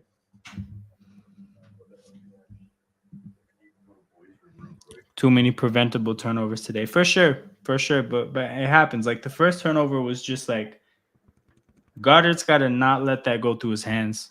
But whatever. It happens. This last turnover again, like DeAndre Swift, I don't think he's fumbled yet. Like you're allowed to fumble. And that was a hell of a punch. But again, like you're a running back with the ball in your hands. It's your job to hold on to it. So it's like one of those things where I don't think it'll lead to something, but it's unfortunate it happened. But yeah, no. So it's like with these owners, right? I feel like there is a commonality in terms of we're gonna put the money up, and there's gonna be a bit of like it's not that important figuring out who gets to spend the money. Just like if it doesn't work, we have more money to figure that out at that point. So like Mhm. with the three owners in three organizations, and again, like I said, like too small of a sample size to make like any real um conclusions. But it just like I haven't seen any of these teams yet walk in and be like, you know what? I want to be very careful with who I hand this money to. It almost feels like it's okay. We could do this 4 or 5 times over. Like we'll figure it out. But let's give a bunch of money to Sean Payton. Like, is Sean Payton somebody who, you know, being that he's been on Fox TV and like we didn't know if he even wants to come back and coach. Is he the right guy to give the money to? We'll see how it ages. But it feels like it was just like, it seems like the right thing. Fuck it, do it. Yeah. The Panthers, they had Steve Wilkes, right? They had Steve Wilkes do a great job. And maybe they took for granted that some of the work that he did could be easily translatable to another coaching staff. But they got rid of him, got Frank Reich, a guy who failed at his last job. And again, just like, I don't think there's that much of a effort to making sure that the right person gets the resources. Now, I hope that, for the Panthers' sake, well, not even the Panthers' sake, for Bryce Young's sake, that the situation doesn't get too bad. But I genuinely think it's really bad. But yeah, I'm just gonna be watching for more with like these 5 to 6, 7 billion dollar owners when they enter sports, like who comes in with a bit of a different vision. Um, what do you think about Ishbia in Phoenix? Bit of a different situation Yeah, because like the Suns were a functional like working team before he took over. nothing And, needed to like, be ripped up. I mean, yes, but also like he took over the team not because the team really hit the open market, but Yeah, because fucking Sarver had had to the go. lawsuit like hanging over his head. Yeah, And he knew it was like, hey, you either go or you're gonna get forced out over time. yeah, So he just decided to go. yeah, You remember at the beginning of the 21-22 season, they announced that like basically they had done their internal investigation and they found it, and then nobody yeah. ever really addressed it. Hmm. But he walked into a team that was functional, and I mean he made a drastic move getting Kevin Durant. But the Suns also like had talent in place and had pieces in place to be like upwardly mobile. Yeah, So like it's not like the Broncos, for example. That dude bought a team with Russell Wilson on the fucking supermax, yeah, and like I don't think the Broncos owner would have traded for Russell Wilson if he was there at the time. yeah, You know what I mean? So it's a bit of a unique scenario. The Panthers are just stupid. yeah. Like people running the Panthers are just fucking dumb. Like they're trying to build the team backwards. You Yep, traded your number one receiver to get your franchise quarterback. You traded your elite level running back at the back end of the season for no reason, yep. right? Like, if you knew maybe that you were going to trade for a quarterback, which they had to have known, because who the fuck was playing quarterback last year? Baker Mayfield. Why did PJ you? Walker. Why? Yeah, like why did you gut your weapons? Yep. Why did you do that? And why are you not building around this quarterback or trying to put anything around him to make his life easier? Yeah. It just bothers me because like they're gonna lay the blame at his feet in a couple of years when they're going nowhere. It's like they have no talent offensively on the team. Mm-hmm. I don't know. It's the same thing like the Bears are gonna do. They're like, oh, if we get Caleb, we'll be okay. It's like, yeah, but like no, because like you're gonna need an entire new coaching staff, a new GM. You're gonna need more talent. Like it's just not that simple. It's not that simple at all. And this is something that I think comes up some like there's a Bears fan that I know, and like a lot of times when people talk about that draft class where they passed up on Deshaun Watson and Pat Mahomes to draft Trubisky, like something he always says, he's like, yo, if we got Pat Mahomes, we would have fucked that up too. Like, like Pat Yep. Mahomes was a prospect that needed development. He sat out his whole rookie Yep. year. He needed to be developed by one of the best quarterback coaches we've seen during this era that we've got a chance to watch football. The Bears would not have offered him any of that. Like he's very convinced that just regardless of Watson, Mahomes, whoever they take, they would have fucked it up. Yeah, like it's not as simple as just find the chosen one and then the chosen one will rise to be the chosen one. It's like no, that's not how it works. Like remember how Lamar's rookie year ended? Yeah. People had all these questions like, oh, can he play in this league? For me, it was very fucking simple. It's hey, we have Flacco and we've gone nowhere the last 3 years. Let's try something different. If it doesn't work in a couple of years, then let's try something different from what we just tried. But don't just revert to Joe Flacco because that's not going to get you anywhere. Mm-hmm. I was like, hey, even if he sucks, which I don't think he will, but like even if he does, it's still better to like try and move in a new direction. But like I also just think like fans of these teams that have been bad and are really bad and kind of look hopeless, they're looking for a messiah, and it's like that's not really how it works. Yeah. The closest thing you could get to a messiah is actually a general manager, because that person can dictate essentially everything else in an organization, or like coaching staff, players. Nobody else has the ability to dictate like a GM. That would be your savior if there ever was one. 100%. So it's like, hey, we need a quarterback. We need this. I'm like, yeah, but the people coaching the players and the people putting the teams together seem to stink at their jobs. Yeah. That is a bigger problem than we need a quarterback. Yep. You need like competent management. You need a solid head coach. You need a coaching staff, and then you worry about the quarterback. Yeah. Like it's one thing if the Ravens need a quarterback in 5 years as compared to like the Commanders or like the Bears. You know what I mean? One team has shown the ability to consistently put a competitive team together. Yeah. The other teams have sucked for a majority of the last 40 years. Right. Like outside of a couple of years like here or there. Yeah. But yeah, it's not as simple as people like to pretend that it is. Yep. And there's growing pains that you also like have to sit through. Yeah. And just be okay with from time to time. Yep. Yeah, it's just one of those things where with the quarterback, however good they are as a prospect, there's a bunch of things that have to happen afterwards to get the things right. Like having a good quarterback prospect is like having a great like hand in a card game. You still have to play it right. Like the hand doesn't just play itself. So that's now the responsibility of your GM, your coaching staff, and stuff like that. And they have to get it right. And if you look at it, like if we continue with the Ravens example you brought up, right? You can trust the coaching staff and the organization, the GM, all of that. And the end result of what happened there is that they found a franchise quarterback at pick number 32 in the draft, right? They didn't need to go to the top of the draft and find the like marquee prospect.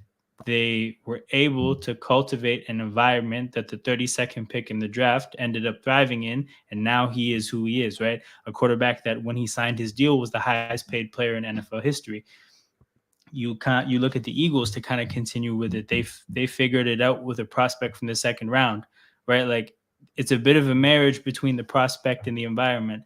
So there's a much better chance that an organization will find something in a quarterback that's maybe not as great of a prospect as there's a much better chance of that happening than the opposite, where a shitty organization figures it out with a good quarterback. So you just got to start with the basics. You have to start with the foundations, and the foundations are the guys calling the shots upstairs. There's no shortcuts, man. Yep. There's no shortcuts to building a competent foundation and building a competent franchise. No matter what people will try and tell you.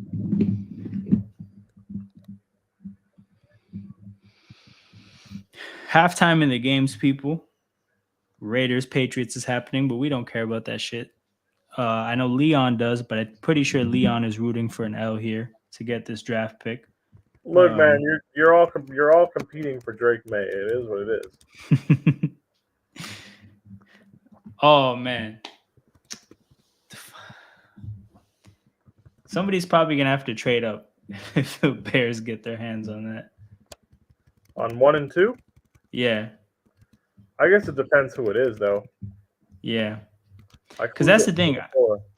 I don't think the Bears would trade or like pick one and then sit there at 2 and then pick like a different position. I think No, they'd they're get trading pick 2. yeah, they're trading that pick. So Like, if somebody's they gonna had have 1 and to 2, they would trade number 2, and I don't think they'd go further back than like 4 or 5. yeah. I So really that's the don't. thing, like They're gonna try and still get Marvin yeah. Harris Jr. Yep. The Bears finishing 1 and 2 is so shitty for everybody else because like tanking on its own should be able to get you the quarterback. Like having to tank and trade additional draft compensation to get the quarterback, that kind of just sucks. But hey man, the Bears are really fucking cornering the market with these top draft picks. Yep.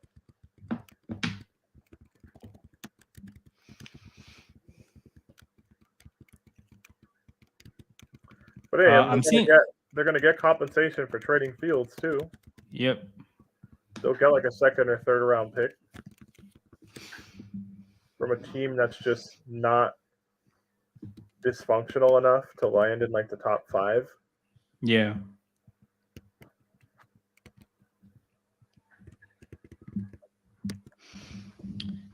I'm seeing highlights of some of these other games. Looking at the Bucks game, they're wearing their throwback uniforms, and I don't know if I actually like those uniforms, but I do like the color scheme. Oh, like the orange and shit. Yeah, I think they call it creamsicle, which is just a wild thing, like a wild way to describe a color. But Like I ice do cream. like the color scheme. Creamsicle's like ice cream, I thought. Is it? Let me see. I swear, dude, orange creamsicles are like ice cream fucking popsicles. Oh, they call this shit creamsicle. Yeah. Oh, I know what this is. That is actually a very accurate description. No, yeah, that's why they're called that. They're like the fuck. You know, orange. You ever had the orange cream Yoplait yogurts? Yeah. They legit Yes. look like that shit. Yeah. Like, it's legit that. No, okay, that makes sense. That makes sense. Yeah, that's why they call it that. Yeah, it's a good color scheme. I think that the normal color scheme is cool, but like that one's pretty unique. I've never seen that color scheme in sports.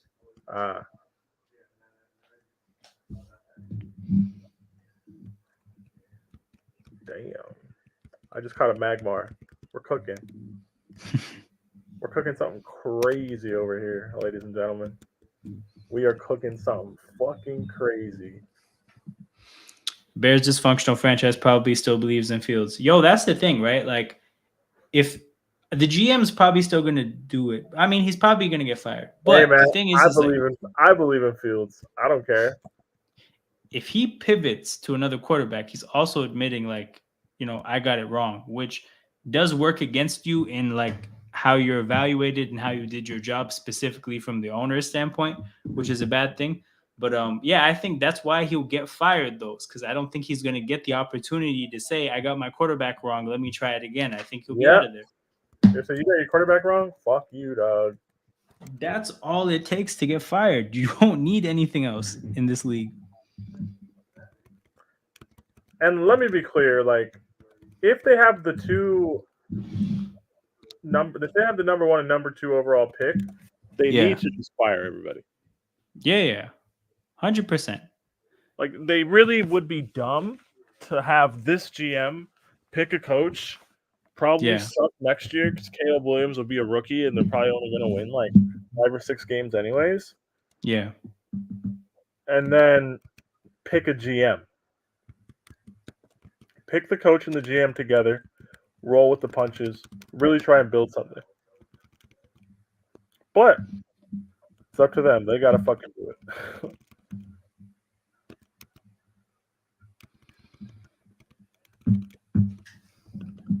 Like, do I think they'll do it right? No. I don't think this Bears second rebuild will work either.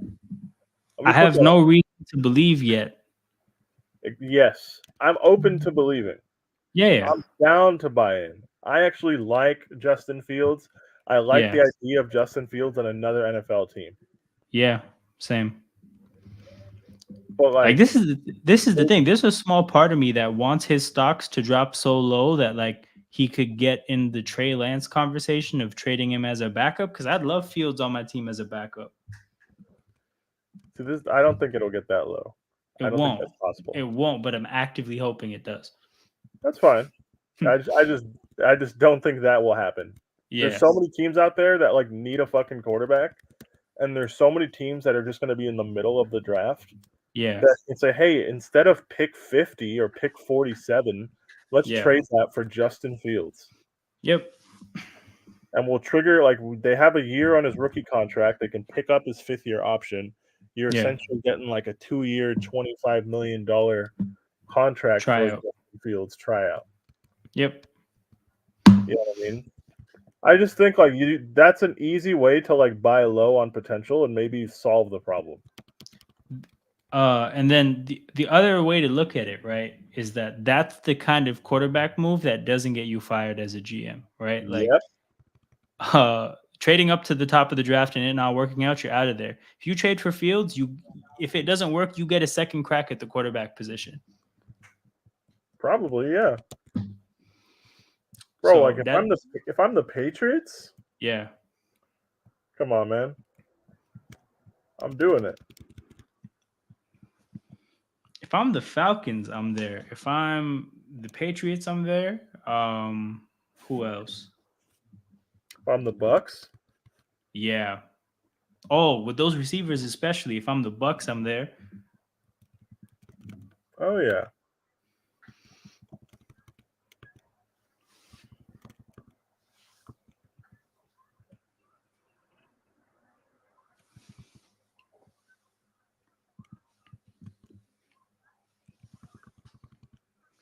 But yeah, I don't know, man. I don't like we got a number 1 pick. It's all gonna be fine.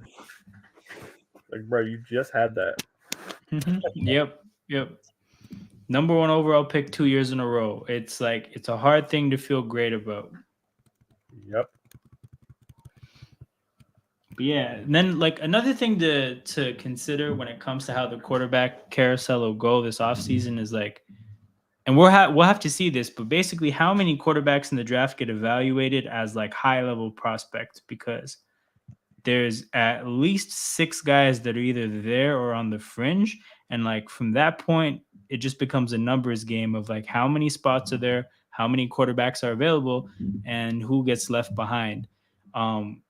I think Cousins and Tannehill, like realistically, them being the top 2 free agent options, like they're probably going to be looked at as like bridge quarterbacks if you draft one of the, maybe not the top 2 guys, but if you draft 3 through 6 of the quarterback prospects, those are probably the bridge guys that you come in to be the Alex Smith to your Pat Mahomes. But I don't think an organization should look at them and think starter. I think you can't with Tannehill, but you could somebody could probably trick themselves into looking at Kirk Cousins like that. Yeah. So then it becomes a numbers game, because we talked about the teams interested in Fields, but like, what if they're interested in somebody else as well? Actually, that's actually something that we're gonna be doing on the channel probably a couple weeks after the Super Bowl to kick off the offseason content, is just looking at the quarterback situation of the league and what team is set that won't make a quarterback move, what team obviously needs a quarterback like clearly, and then what team maybe has a quarterback but they could look to like draft a replacement for the future. Like there are like I think there's 4 different categories a team could fall in when it comes to the quarterback position. So just taking stock of the league in that regard I think it's a good way to kick off the offseason for the NFL. Hey, man, the Steelers could be looking for a quarterback. Yep. If they're not, there should be, or they should be, like 100%. It's been really bad.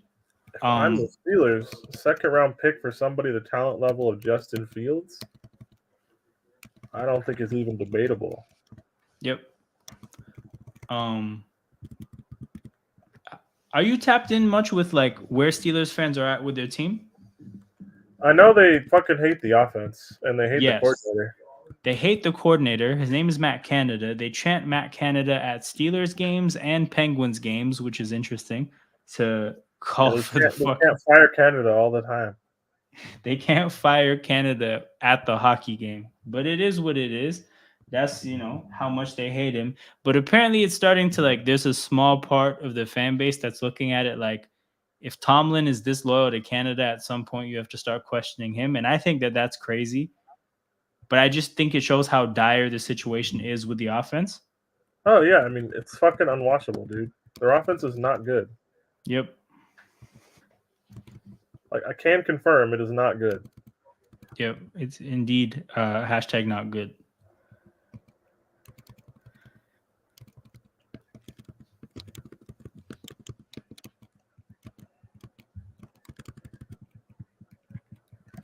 Dude, this fucking super team I'm assembling is incredible.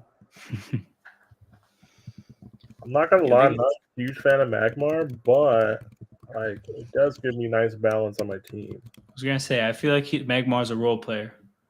Definitely. But like I've run into so many fucking like bug Pokemon and like grass Pokemon. Yeah. Like Magmar is probably not getting thrown out there in the triple battles, I'm not gonna lie. Because like its defense stats are cat piss. But you know, it is what it is. I'm with Feint Attack. Got Ember. Let me see my TMs. What am I cooking with? Nah, I got nothing. Are those randomized too? Yeah. That's dope. Yeah. So I'm like, I'm gonna put Sweet Kiss on my Magmar instead of Smokescreen because niggas don't be using Smokescreen. Facts. Like if I'm in a position where I need to lower somebody's accuracy, that means something bad has happened. Yeah, you're already in a situation that's hashtag not good. And I'd probably be like, all right, let's just switch. But yeah, nah, I just need a couple more team members. Rams are driving to open the second half. This guy's a Polytoad. Holy shit. Fucking run away. The second half of the Eagles game has started. Eagles start with the ball up 14-9. Hopefully there's no stupid turnovers in this half. And we get a good, clean football game. I'm praying for all the tendons and the ligaments. Facts. Magmar wins. Leon, with hindsight, how did they get the quarterback wrong when 4 to 5 are cheeks? What is this in relation to? I don't know what part of the conversation you said this in. This was also 7 minutes ago, so that's on me. But if you still want this talked about, you can, I guess, mention the context of when this was. They were chanting Fire Canada even in DC. Oh, are you talking about like Fields in that draft class?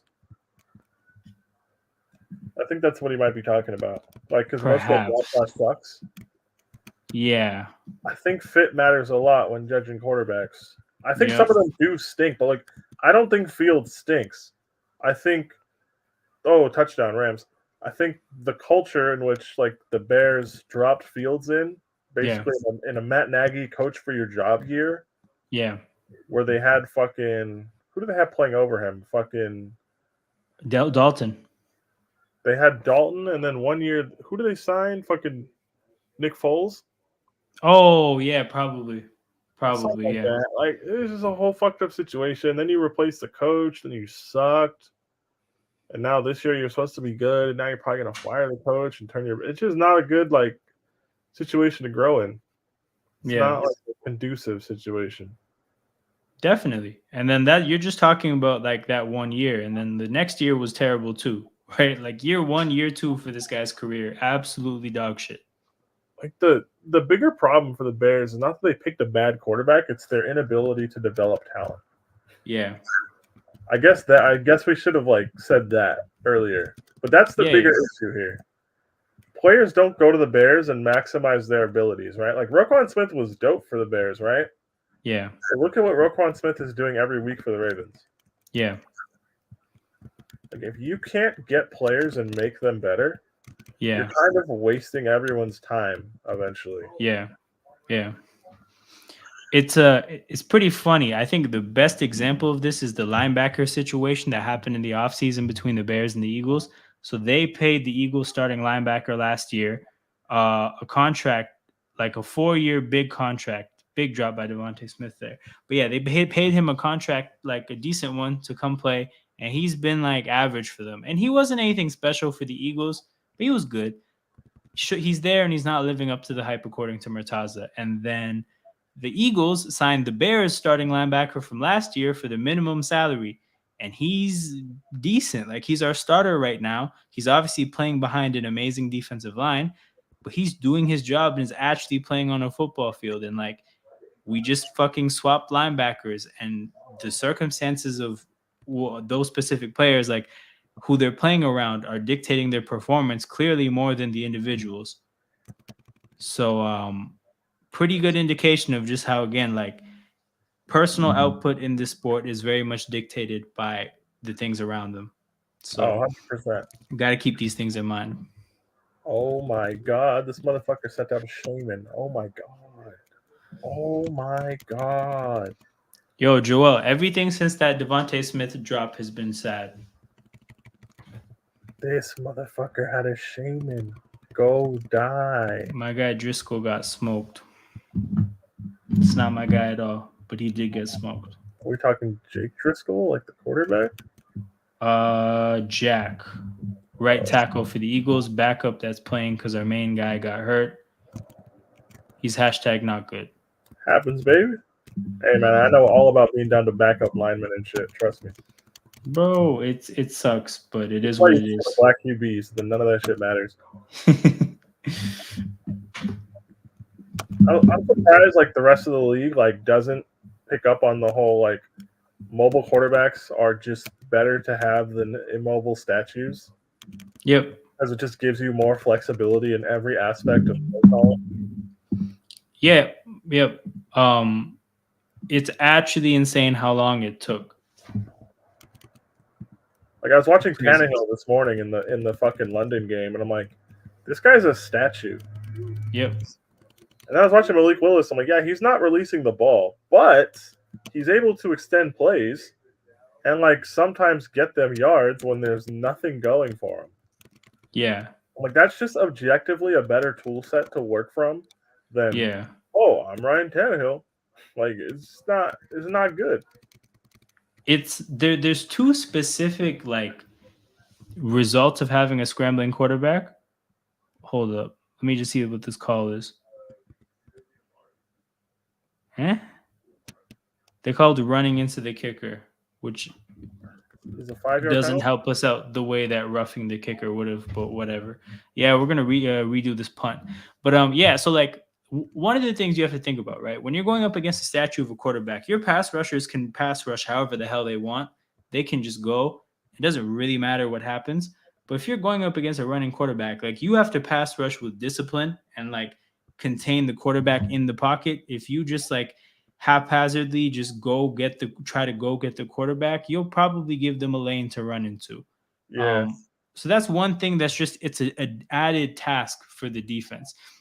And then the other thing is, like, from a play calling standpoint, you make the defense a little bit more predictable because they basically either have to resort to spying the quarterback or giving a defender at least that responsibility with another responsibility, or running zone defenses. Because if you just run a man coverage against a mobile quarterback with no spy, pretty easy play for the quarterback to scramble to. So, like, it gives the defense more tasks and makes them more predictable. And that's not even thinking about actually the player's ability yet, because then, like, the degree to which they can run can add a whole bunch of other things. Like, it's a much better thing to have a mobile quarterback. And at the end of the day, like, it took long for the league, I think, to understand this, partially because a lot of the mobile quarterbacks had dog shit receivers for such a long time. Like, Vic and Cam Newton in particular stand out.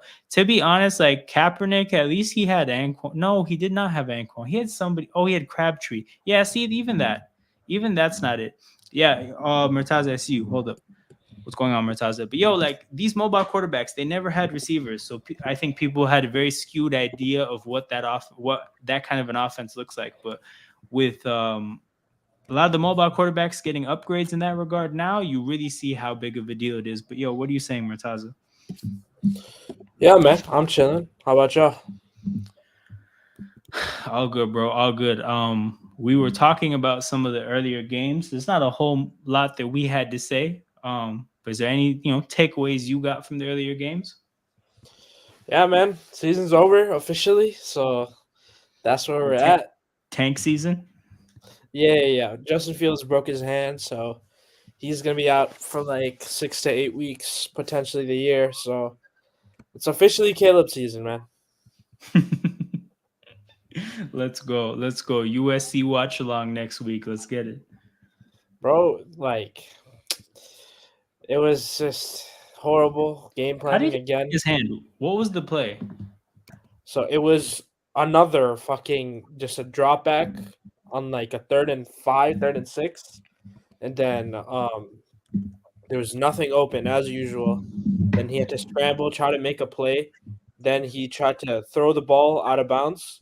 And then like he was taking a sack, and then he tried to throw it out of bounds to avoid the sack. And then Daniil Hunter hit him in a way like as you flicked it, he was already going down, and then like he landed really badly on his hand. Yeah. Immediately went to the medical tent, then the locker room, then got ruled out. That sucks. That's crazy. But Leon agrees with you. It's Caleb season for him as well. Yeah, man, it's just I only have half the screen on my screen. Which situation's worth Pats or Steelers? That's actually a really good question. I would go with Patriots. Oh my God, my Empoleon has Pokey Rust. Oh my Lord, I can't stop playing. I was just about to. I have Pokey Rust. That's incredible. I think the Patriots is worse because, like, I don't think the Steelers need a new coach. I think the Steelers probably just need a new offensive coordinator and a new quarterback. But, like, the Patriots are in a position where, like, Bill Belichick isn't really down to tear it all down and start again. And he has too much equity within the building to, like, probably ever get fired. So, like, I just think the Patriots are going to be in this weird, irrelevant purgatory for, like, as long as Bill Belichick wants them. Yep. I don't know. Also, like, the Bills and the Dolphins in your division is fucking rough. Like, that was cool for so many years, and now it's just not cool. Like, I don't know. The Steelers, that's not a good position to be in either, but I could see the Steelers winning like 9-10 games with a real quarterback. I think they have a lot more going their way, specifically when it comes to weapons. And like that, I literally just mean like George Pickens and Deontay Johnson. But that's something that the Patriots have consistently shown that they can't get right. So I expect both those coaches and organizations to figure a defense out if given the time. But I trust the Steelers a lot more when it comes to weapons. Bro, it ain't even that. Just offensive talent in general, bro. Even the linemen they have is ass. Like the linemen they've drafted, like everyone on their offensive, like just when it comes to the coordinators, everything, like it's just cheeks. Yeah.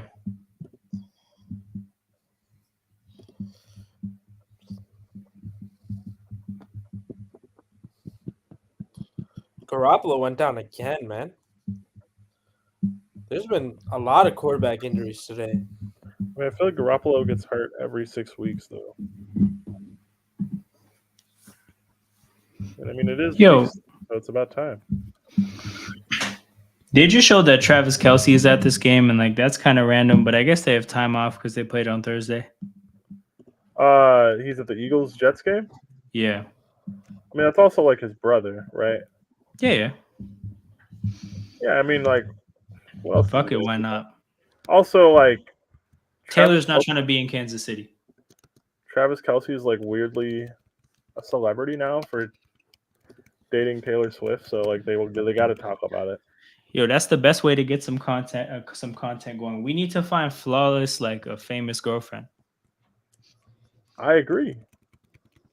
This needs to be brought up at the next Q&A. We need to find, or maybe we can start early. We can find somebody with potential who might blow up, but like Flawless trying to like organically grow a channel is crazy. Like just go find a famous girl. Facts. Pretty sure Flawless has a girlfriend, but we'll run it by his actual girlfriend before we Facts. do it. It's just like a business arrangement. It's not even serious. Oh yeah, see, exactly. She'll definitely understand. For sure. There definitely no possible problems there. No. She'll get it. Yep. Yep. Oh man.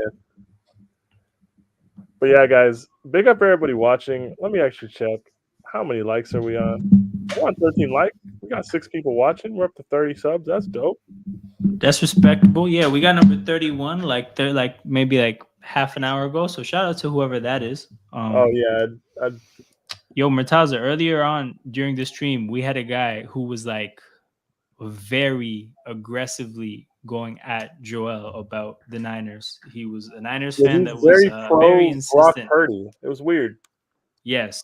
Which is weird. And pro Joel doesn't know ball. He was one of those you don't know ball kind of like People. sports arguers. Bro, Purdy was ass today, man. Dog shit. So bad. Yeah, and I don't think that's a controversial thing to say. Like, it's okay. Yeah. Like there can be reasons for it to happen and you can like talk through it after saying it, but it's true. Like you're not going to be good case. 17 weeks in a row. You're just not. Like Lamar was kind of ass last week. It happened. It is what it is.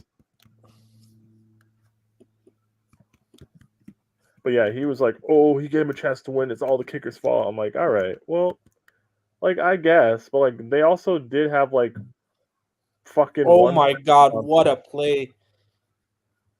Which game are you watching before we just say what? The Lions game. Well, the Lions are so good, man. I'm doing my head coaching scouting right now. Ben Johnson, man. Yeah, that's the one. That's the prospect. Ben Johnson, Caleb Williams, whatever the fuck they get for pick number 2 to trade down to pick number 4 and draft Marvin Harrison Jr. Nah, we're just getting Marvin Harrison Jr. at 2. I disagree, man. I don't think you should. All that. I really don't think they should. Depending on what teams at 4 and 5 are willing to trade to move up to 2 with, I don't know if you should. I mean, depends. I'm gonna be right back. Yeah. Yeah, the Texans won today, right? Yeah. Yeah, if Arizona doesn't have that, then yeah. If 2 and 3 are quarterback needy teams, and like if 4 as well, like if 4 wants to trade up to 2 or something like that, sure. But I'm not like trading to a non-quarterback team. Like, yeah. Well, I'm assuming like 4 and 5 are also going to be quarterback needy teams. Let's see. Yeah, then that makes sense. Yeah, that makes sense then. Sure. I don't think the Bears would trade out of a range to get Marvin Harrison Jr. Like, for example, like say the Broncos are 4 and I guess Arizona's 3. Yeah. So it goes. Actually, does that even sound correct? No, I don't know. Say the Broncos. Fuck it. Say the Patriots are 5. The Broncos are 6. Arizona's 4. Some other fucking team is 3 that needs a quarterback. I could see the Bears trading back to like 5 or 6. Yeah. You know what I mean? So like that sounds. Yeah. I don't know if it'll line up that conveniently. I don't know. I also don't think Arizona's going to lose that many games to be like top 4. Yeah, they're not that bad. Like they look like they're trying really, really hard, and they're just not super talented. But they're like their effort is like, and their coaching is too consistent to lose like 14 times. Yeah. Now I hear that. That makes sense. Like I think the Broncos can lose 14 times because they're just not good, and they're not well coached. Bro, the craziest thing is they're 1 and 5. They could easily be 0 and 6 if we didn't pull that. They should be 0 and 6 if the Bears had half a brain. But technically, that's good because now Carolina has the number 1 pick. Because if it was a battle, like let's say both teams lost all their games, the Broncos would have gotten the number 1 overall pick because they have a easier schedule than Carolina. Oh, okay. So they win that. They would have won that battle. So picked up energy ball as a TM. We are cooking crazy out here. Fuck Magical Leaf.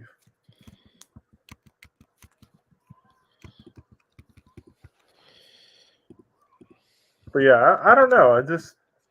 I think the number 2 pick will be on the trade market, or will at least be dangled heavily.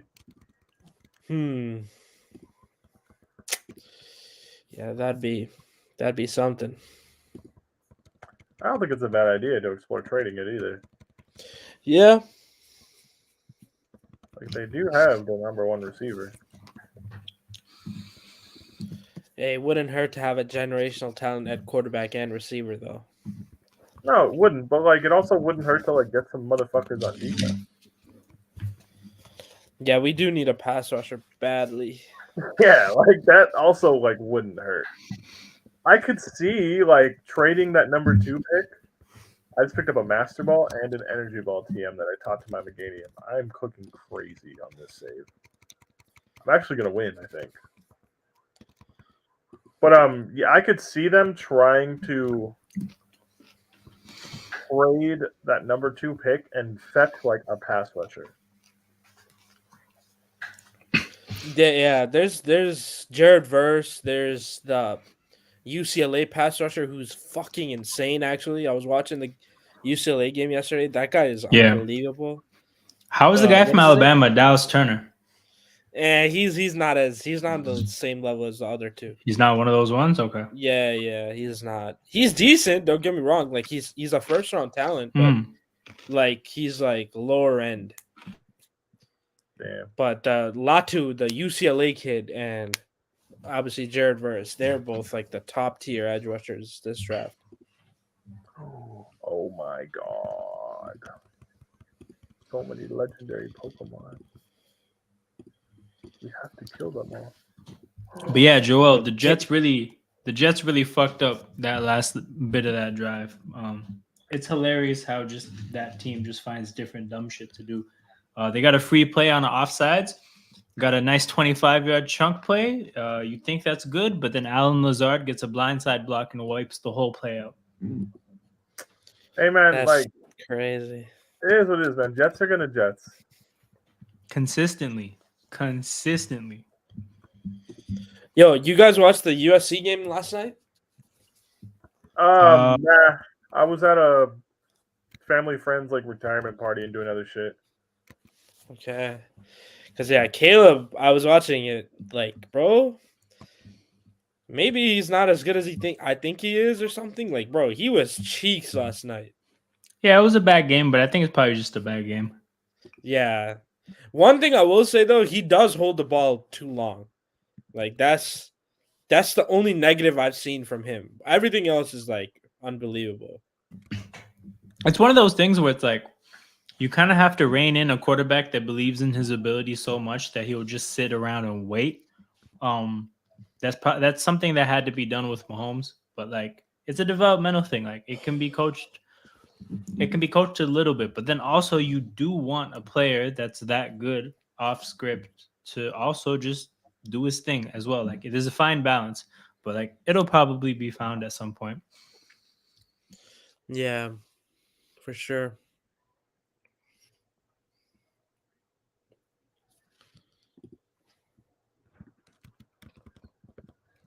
I also don't think like players holding the ball too long is something that won't be coached out of their game as the game speeds up.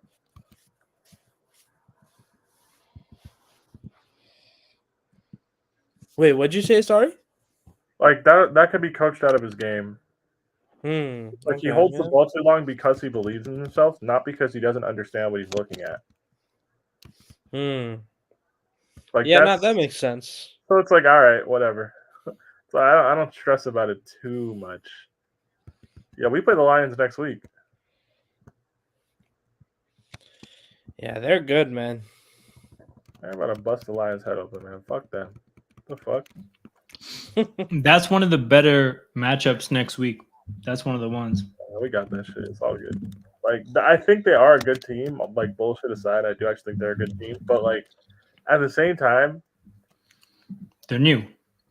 They're a new team. And, like, I don't know, man. It's Jared Goff. I'm struggling with, like, is it prime time? Nah, it's the fucking early window. Dolphins Eagles is prime time. That's a very nice 4 o'clock, 8 o'clock back to back. Yeah, that's gonna be. That's gonna be a great game. I'm taking the over on that tonight. Yeah, the over under is like 52 something. Or like 50 something and a half, but like I'm taking the over regardless. I'll take the under because I think the Dolphins are gonna get cooked. Interesting. Nah, I don't think Philly's defense is as good as it was last year. Like so far. It's not, but if the defensive line gets to Tua, they also don't need to be. Yeah, that's true. But that brother's getting the ball out so fast, man. It's That's like true. he's not even letting you get to him, if that makes sense. Yeah, that's true. Mac Jones, what is that? Yo, that's what he always needed to do. The shit he was doing last year, hanging onto the ball, was dumb. Bro, Tyreek is so good, man.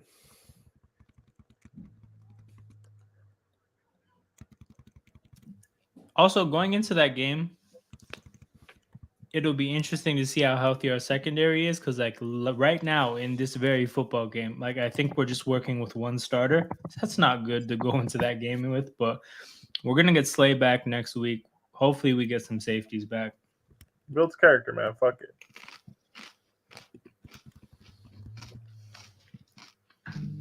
Oh, look at the Cardinals.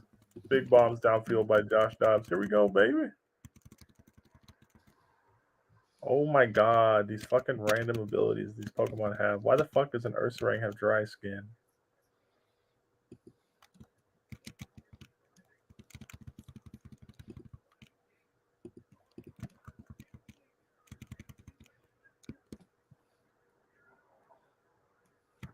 End of the third, Rams are up 16-9 against the Cardinals.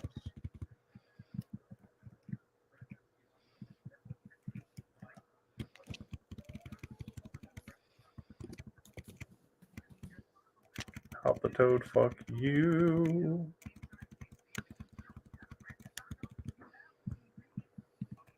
But yeah, guys, subscribe. We're on YouTube, so subscribe to the channel.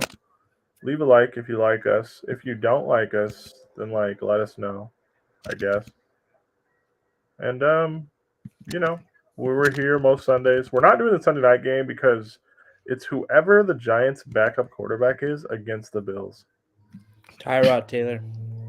Revenge game. Hey man, you know what? I would say I'm gonna watch, but I'm lying. I'm gonna watch baseball, so I will not be watching. Those of you who are gonna waste your Sunday night, I ask yourselves, why are you doing that? Like, you don't have That is true. That is true. You just don't have to. And I hope you all know that. You should only be watching that game if you have 10 G's or more on the game. But if that's the case, that's its own problem. Yeah, you're a nasty person if you have 10 grand on that game. Yep. There's probably a lot of people who do. And we need them to know that we think that there's something wrong with them and they need help. Yes, guys. Call the gambling hotline if you have a problem. Okay.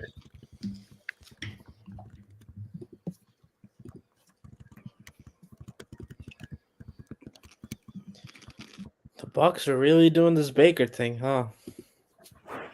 Hey, man, it might be good enough to win in the division. So, from a job security standpoint, I get it. But, at the same time, it's tremendously uninspiring.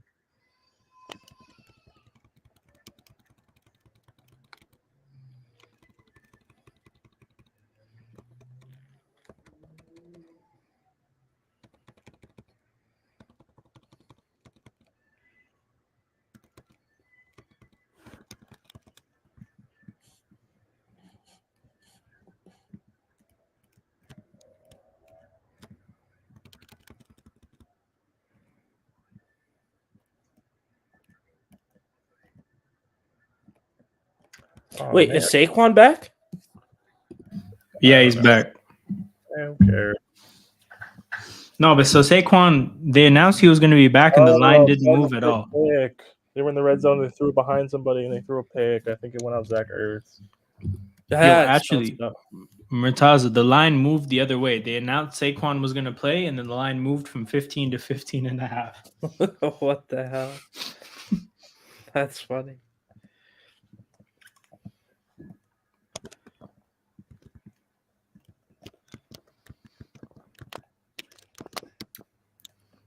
You can ride your bike in the sand? That's crazy.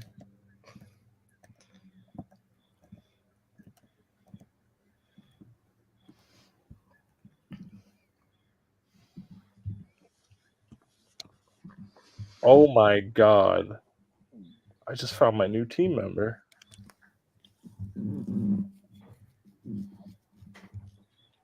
Oh no.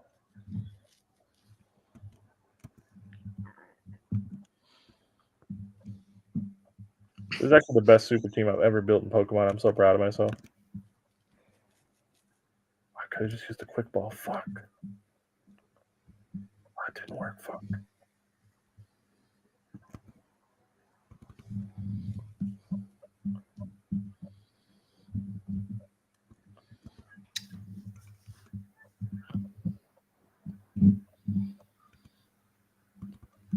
What time do you guys want to run the stream tomorrow?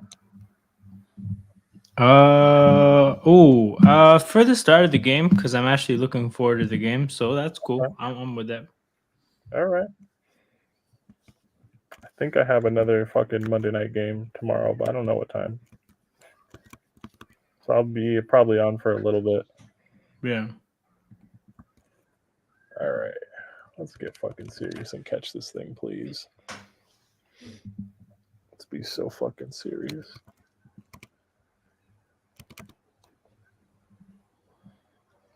Oh my god, no. I'm about to throw a master ball at this bitch. I can't lose him. My one master ball I picked up. Just kidding, we caught him with the timer ball. Last one. That's clutch. That's clutch. Hey man. For Uniclus, welcome to the super team. Now let's see what moves we can teach you.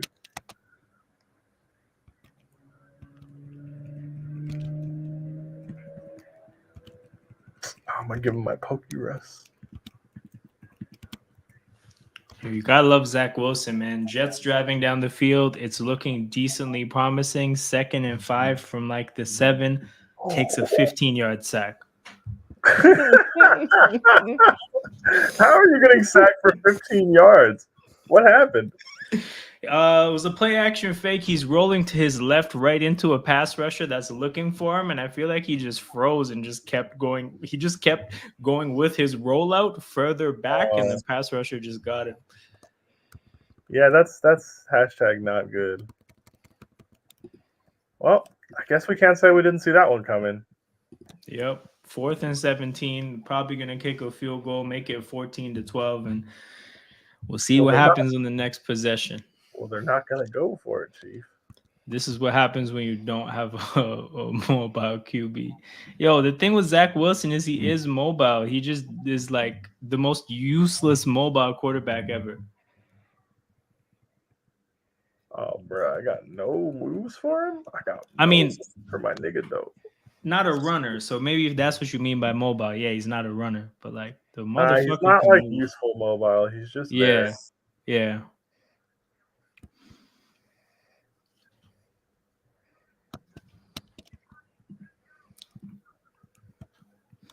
Okay, let's give this for Uniclus my experience share.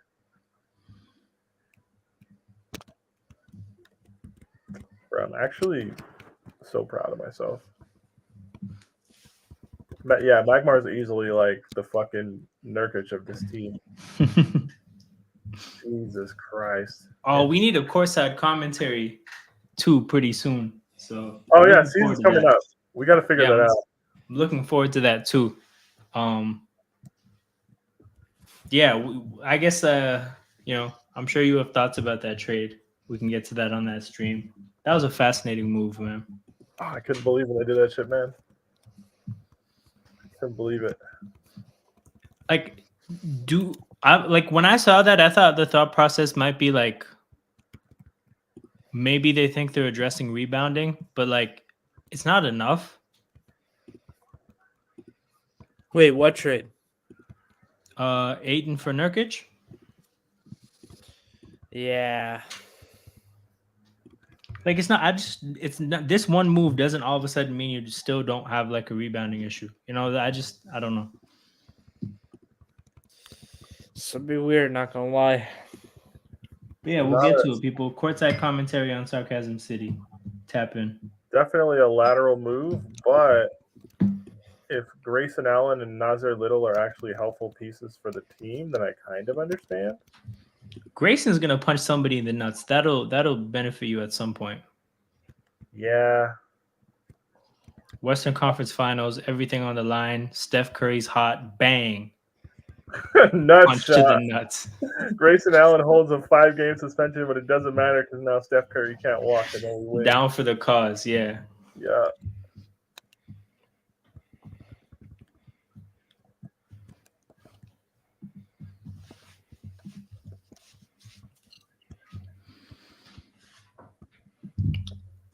Joe said we can't lose to a team that only scored field goals. Bro, we won't. It's good. Just chill. Brother. But like, even if you did, wouldn't that just be a great Sunday? Niners lose on a missed field goal. Eagles lose to a team that scored 5 field goals and no touchdowns. That'd be chaos. That would be complete chaos. That'd be fantastic. Bears lose. I guess that's not really chaotic. I think the way they lost is pretty chaotic, man. I didn't wake up today and think I'd be watching Tyson Bagent at some point. Yeah, I was like, who is this guy? What the fuck? And then somebody tweeted Justin Fields broke his hand. I'm like, oh, well, that's not good. Yo, next week, Jags Saints, Thursday night football, man. Fuck off. Hey, man, are we there? Are we at Vega? Yo, the thing is, too, is it's 4-2 against 3-3. It's not like shit teams, but it's like, do I want to? No, watch it is Saints? shit teams. People just It's don't the know. Saints. General public doesn't know that they're not good yet. Yep. I will not get swindled into watching that game. Not happening. No shot. Yeah. No fucking shot.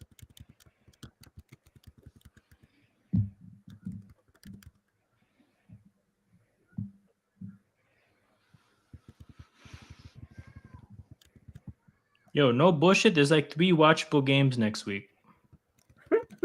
Realistically 2, but I'm just saying 3. Like Chargers Chiefs is not, well, no, Chargers Chiefs is watchable, but it's the Lions Ravens, and then it's Eagles Dolphins. Yeah, it's not a lot. Okay. Reuniclus. I'm getting worried. When do you start learning moves, boss?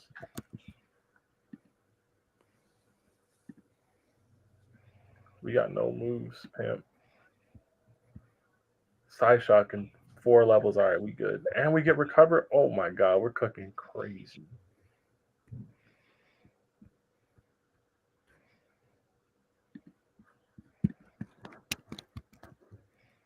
I love my team.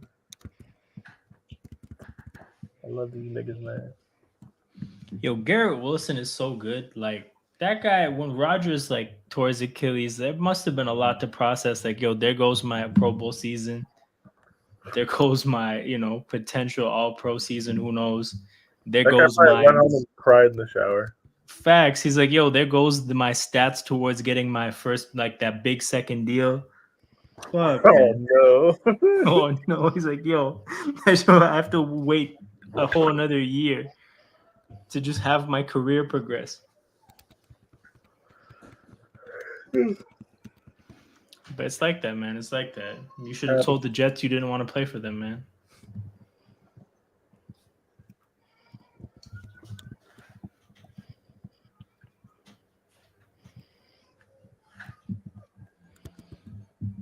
Yo, Steelers Rams next week, man. Wow. Hey man, the Rams are about to be 3-3. Fuck around and be 4-3, man. Probably. Tampa Bay, Atlanta, no thank you. Commanders, Giants, excuse me. Raiders, Bears. Oh shit, yo.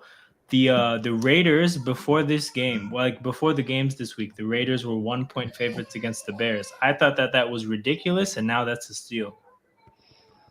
Oh, 100%. Damn. Browns Colts, bro. If that is Walker against Minshew, put that game on NBA TV. I don't care. But even if it's Deshaun Watson versus Still. Anthony Robinson, put it on NBA TV. I don't give a shit.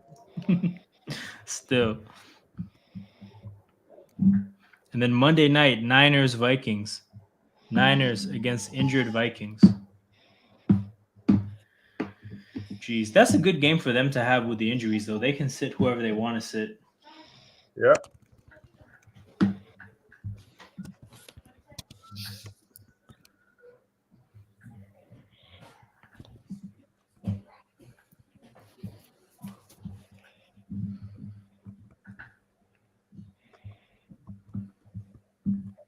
Oh my God, fire punch? Bruh. Touchdown Rams, I think. I guess they didn't call a touchdown. I don't know. They don't know what they're doing.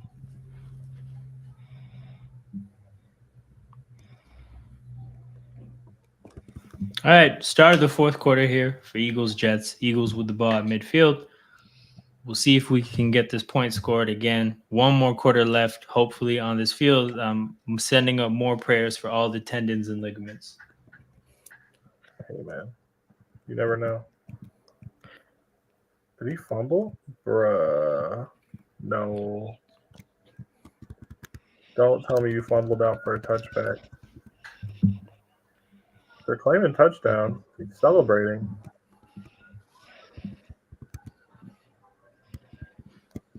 Which game is? Oh, the Rams? Yeah. Jeez.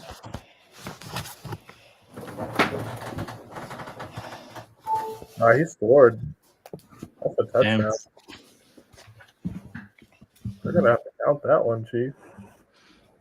Yeah, the app I'm looking at says that they called it a fumble initially, but they reversed it. They're about to reverse it because he scored. They show the slow-mo. Yo, he's got 18 for 150. My goodness.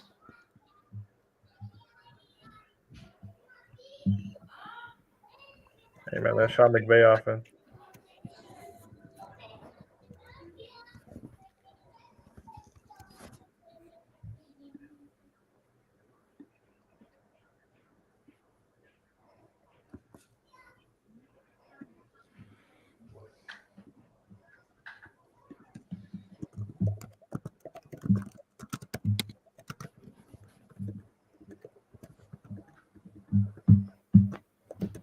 What does the Lions schedule look like? Peter, do you remember when we did the season prediction and we had the Lions at like fucking 7-1 or 6-1 or something stupid like that? Yeah. We're like, whoa, this is weird.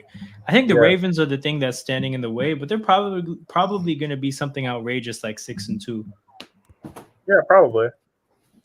After the Ravens, they have the Raiders, Chargers, Bears, Lions, Saints, Bears, Broncos, Vikings, Cowboys, Vikings. So the tough games they have is the Cowboys and the Ravens the rest of the year, really. The rest they should all win. So we got another stupid turnover in this game. Hurts' arm gets hit as he throws. Ball flies in the air. Jets get another turnover like that. That's their second of the game. So, hey, Zach Wilson, you have an opportunity to get the 5th field goal and potentially game-winning field goal of the game. This is your moment. Zach Wilson, this is what you've been waiting for. Yes. Zach Wilson, I know just by looking at you, you know what I'm saying?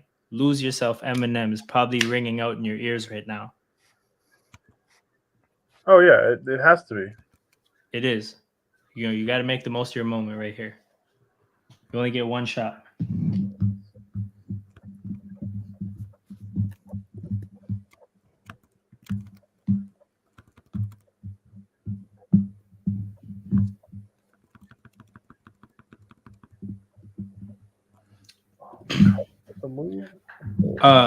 So the Raptors right now are playing a preseason game against an Australian team in Toronto, right? So not in Australia or some shit like that, but also during a time that doesn't even actually make sense for Australians because it's like 7 a.m. right now. Oh. So who benefits from some shit like this? They probably didn't want to play at night because they have some other shit going on. Maybe. Probably. Who actually Well, benefits? I have no idea. Yeah, pretty random way to do things, but whatever.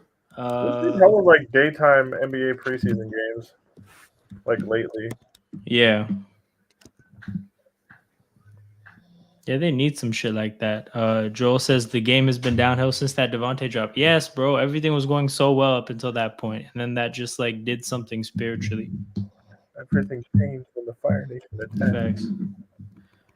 The fate of the game was in that pass, and just he dropped it. It is what it is. Happens.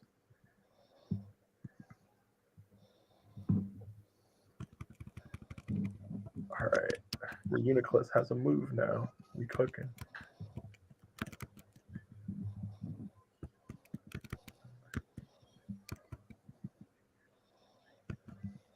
Oh, it has the filter ability, so it reduces damage from super effective attacks. So instead of doing double damage, they only do 1.5 times damage.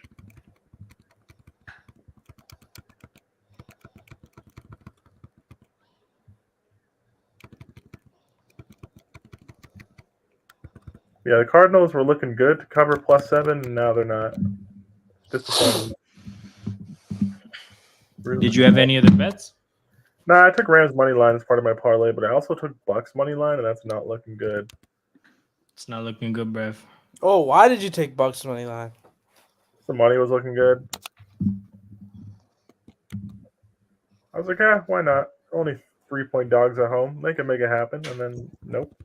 Wait, so the Patriots have the ball, 2:17 to go at their own 9 down 2. Mac Jones, you also have your Zach Wilson moment. McCorkle Jones. McCorkle Jones in Vegas. Wait, what? His name is McCorkle?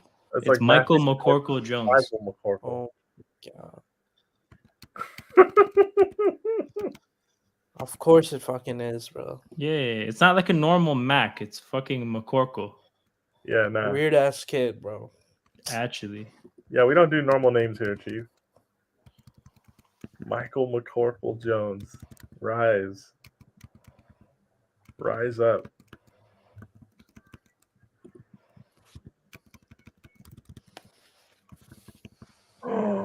Bruh. What happened? Do I swap Meganium for an Ivysaur? Who's better defensively? Probably Meganium.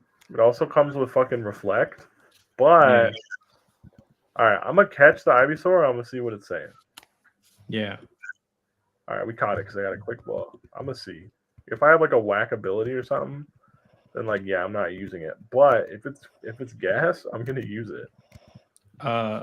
Update on Zach Wilson. It's 4th and 15. How does this guy just go backwards? I don't get it. It's so funny. It's like when shit kind of doesn't really matter, it's been going well for them, and then something matters all of a sudden, and they just go backwards.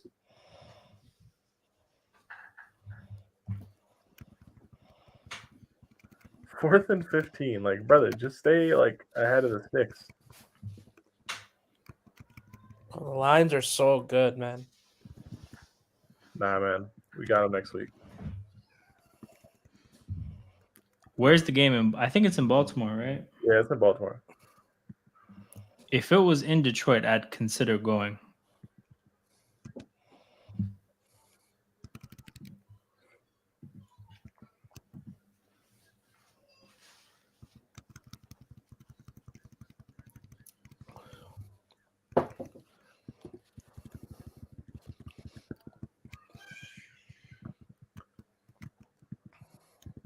Yeah, I'm not going to use the Ivysaur.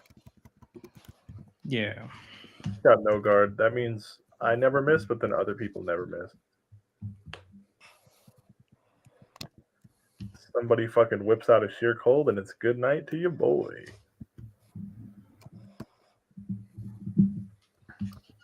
We're not doing that. Not today.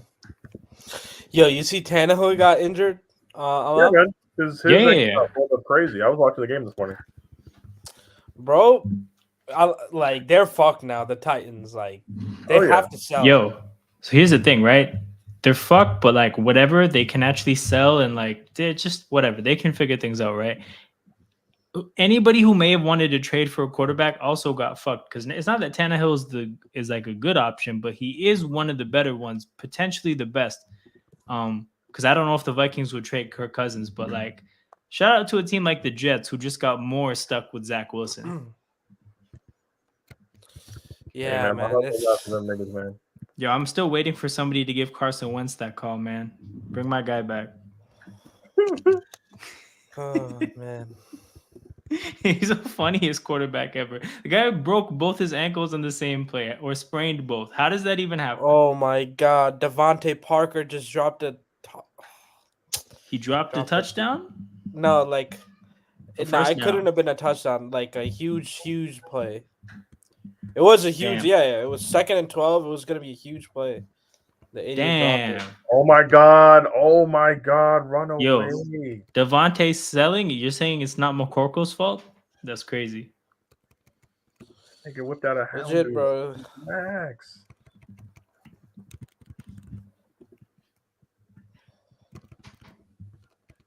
Yo.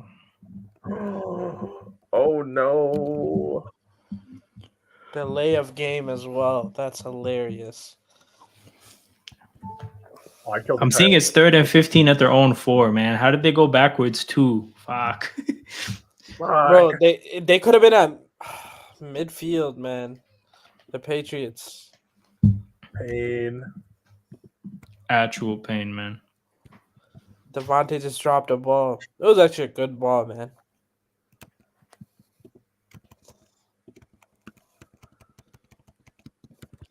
Third and 15. Hell yeah. And a safety. Wait. Do they have timeouts left? That's game? Yo, what a way to call game. Get a safety. Wow, that's hilarious. What's that? What's the score now? It's 21-17. The Raiders get the ball off the punt, and the Patriots have no timeouts. Can they onside punt? We're about to learn, bro. I actually don't know myself. Can't you just onside kick? No, not on a punt.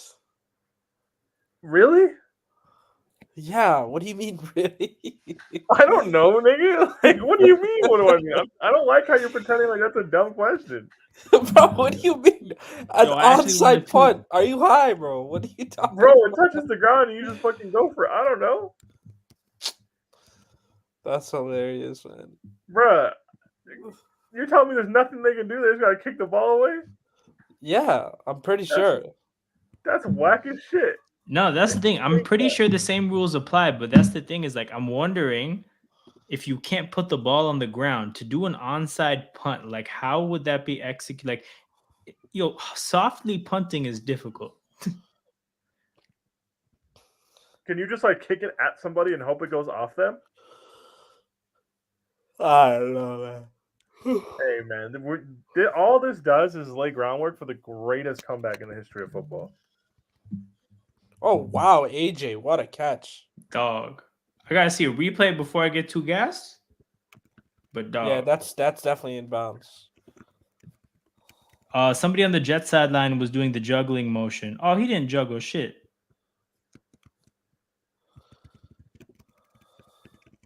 Oh my God, what a perfect punt. Fuck, it did move. But it's one of those things where it's like they have to now debate control and what control is, and if the ball moved because of lack of control, or like I think he had it pinned against his jersey though, and the knee is down at that point. Go ahead and review this if you want. Basically, give people a bit of a breather. I'm with this. Throw the flag. Leon, my team is trash. Drake May, here we come. We'll see. There's a lot of bro. They're definitely a Drake May team. Ain't no way. But what if the Bears get 1 and 2? What if they get 1 and 2 and then they're trading away Drake May? Like, do you think Belichick actually puts the best offer on the table? Patriots are trading up. Don't joke with that one. That's what I'm saying. So like now they're like what fucking yo, I don't know. He's the maybe he would take Shador. I don't know. Like I'm trying to think who the third quarterback would be in this case.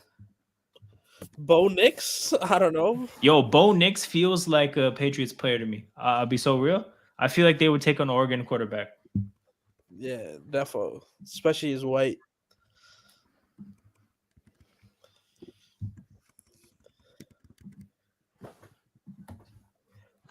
Bo Nix or I don't know, like Quinn Ewers or something. Oh, Ewers. That feels Patriots-ish to me as well. Who the fuck is Quinn Ewers, man? The Texas QB. He's warming up Arch Manning's seat. But yo, what do you, Murtaza, do you have an opinion on Quinn Ewers? Because I think he's just like average. Yeah, I don't think he's any good. Yeah, I think he's average. I don't think he's dog shit or anything. He's just average. But they brought this guy in to challenge CJ Stroud because like he was insane in high school, and then CJ Stroud cooked him. Okay, if he's Makes dog sense. shit, man. It's cool.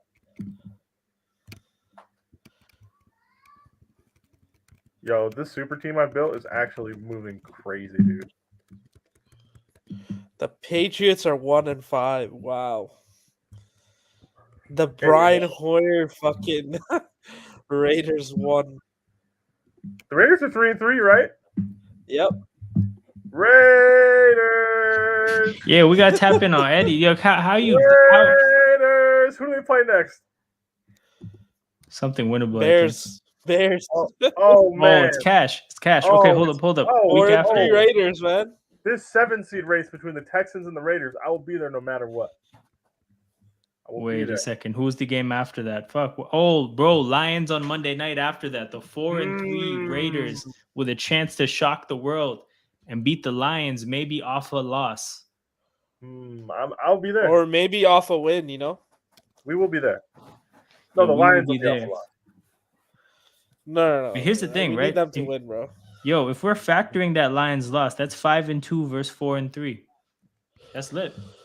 Yeah, that's a watchable Monday night game according to fucking ESPN. Yo, it's Garoppolo against Goff. This is an old school NFC West rivalry, man. Will I watch? Fuck no, but people might. No, we will watch. I guess. We will be there. Oh shit! Not only are the Patriots 1-5, they play the Bills and Dolphins next. 1-7 is just. Oh my lord! They really are in the Drake May sweepstakes. Yo, they're gonna be 1-7 for sure. Wallahi, you're finished. Wallahi. All stands. Wow. Yo, I wish. Yeah, there's probably no Somalian fans in New England, but like, we need that content. Hey man, Pats fans, it was real, it was fun, it was not real fun though. Yeah. Good season, niggas. But the Patriots play some bad teams, man. They play the Commanders, they play the Giants. Yo, that's the thing, right? The Broncos. Yo, after they get clapped to 1-7, they got Commanders, Colts, Giants back to back with a bye week in the middle somewhere there. So like that sounds like 2-1. So you go to 3-8, and then Chargers, Steelers, Chiefs. Yeah, that sounds like 4-10. Nothing will be more hilarious. Yo, last 3 games up with the 6th pick. Nah, last 3 games is Broncos, Bills, Jets. That's 2-1. So okay, so we are 6-11 at the end of the year. Damn. Yeah, that sounds like the middle of hell because you're like pick number 8. That's Bo Nix. That's Bo Nix territory right there. Bo Nix. Bo Nix, you are a patriot. The Patriot way. Blah blah blah blah blah. Exactly.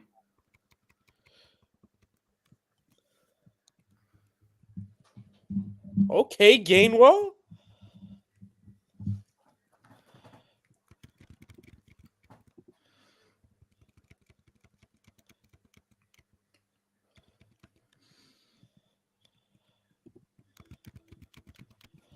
Oh my god. A wild Zapdos. Get away from me. Yo, I'm seeing that Gainwell run right now. That's crazy that nobody brought him to the ground. He's not big like that.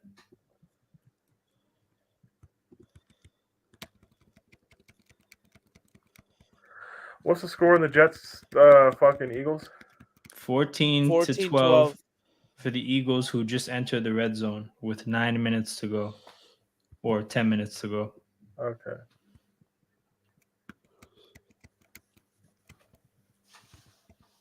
All right, all my Pokemon are level 30. I'm about to run into the 4th gym. I have 4 Pokemon. This is incredible.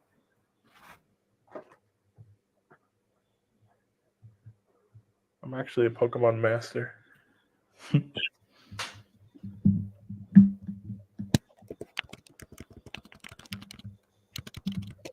Dog, I can't believe that game ended on a safety, man. That's so funny. Fucking Michael McCorkle. Again, him and Zach Wilson, when shit gets real, they just start going backwards.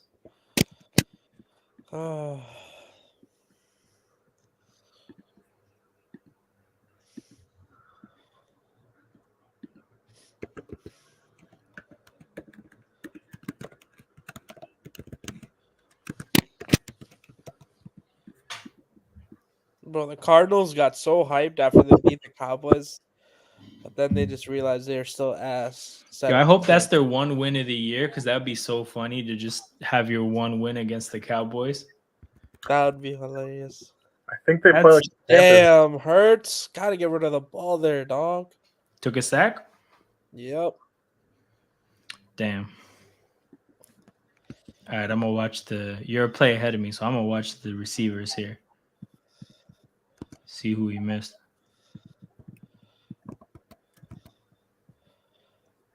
He had the crossing routes. Yeah, I would have just taken the crossing route early. You probably don't get the conversion there, but like the pocket's also not been clean since, considering we're playing backups at right guard and right tackle. Oh my God, no way. What happened? Pick 6. I'm not watching the game, by the way, so I have no idea if that even happened. Sorry, I'm ruining this for you. Sorry, I'm not gonna say anything. Wait, are we going for it on 4th? Oh, it's probably a block kick. Damn, this is a crazy game. Hey man, I'm telling you. Just missed. Oh, I mean, shit. I take a miss over a block from any 37? Day. Also, Jake Moody, go fuck yourself, bro. This guy, literally. Oh my God. Did he fuck a fantasy matchup up? No, bro. I had a parlay that was gonna win me. I had $5 to win $327. Damn. It was literally just Jake Moody fucking ruined it, bro. That's the worst. That's funny as fuck. That's horrible when it happens like that. That, bro, if the Niners won, bro, I would have won so much money, man. It happens. You be all right. You tough.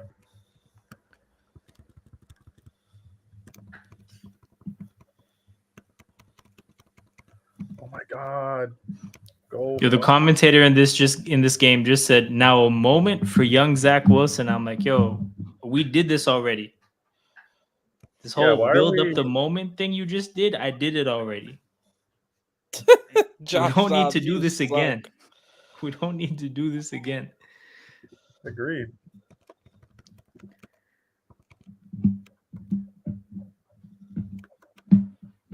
Damn, Jeremy Ruckert, man. Ohio State legend.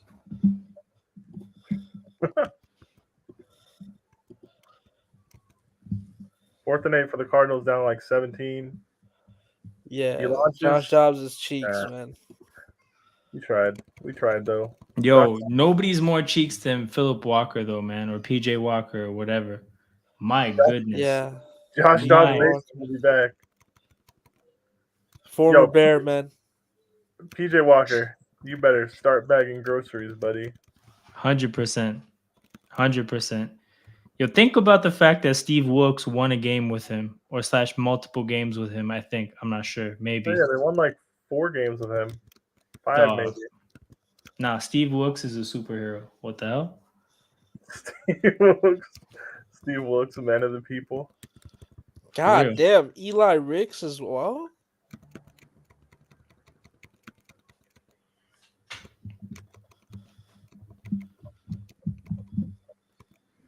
Bro, this whole game has just been nothing but injuries.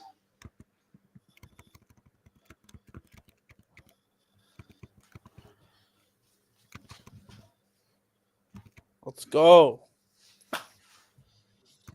Oh my god.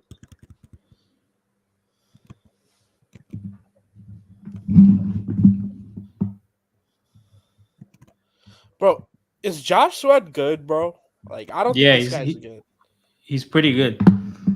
Is he? Thing is like he's a great run defender, and he got 10 sacks last year, and I think he's probably gonna get 10 again this year. But it's like he's 26 years old, and he's gotten better every single year. So holy shit.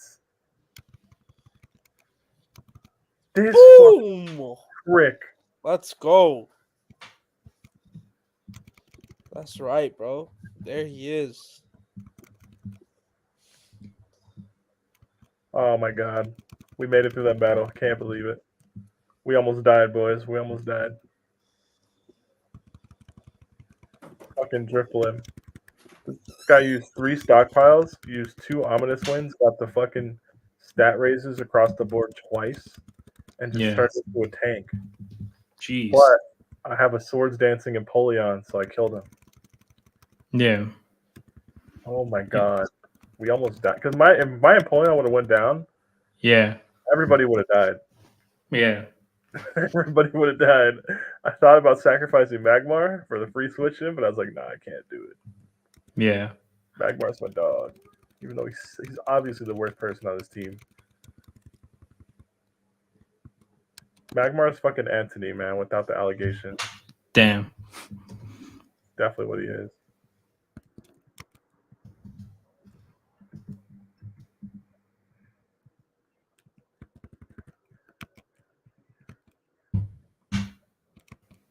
There's a website. I forget what it's called. I'm gonna look it up. It's like this website that lets you like battle people in, like just like any generation of Pokemon head to head. You can battle like strangers or people like you know. Uh-huh.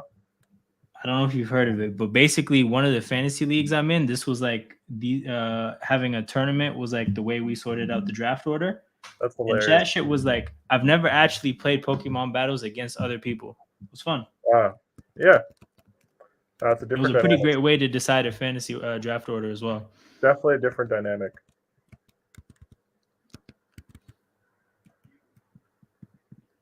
Yeah, my the thing is like I have forgotten so much about how it works.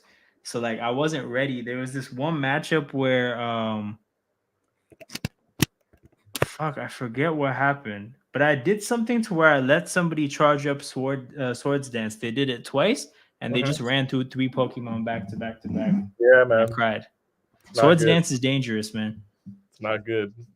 It's like there's a reason it's not on most Pokemon in the game.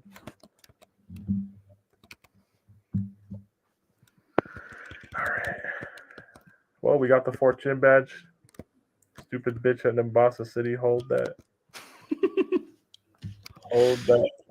Try to fucking murk us with the Drifloon. That's hilarious. Because the stat boost on moves like Ancient Power and Ominous Wind is legit like 5% chance, and she got it twice in a row. Damn.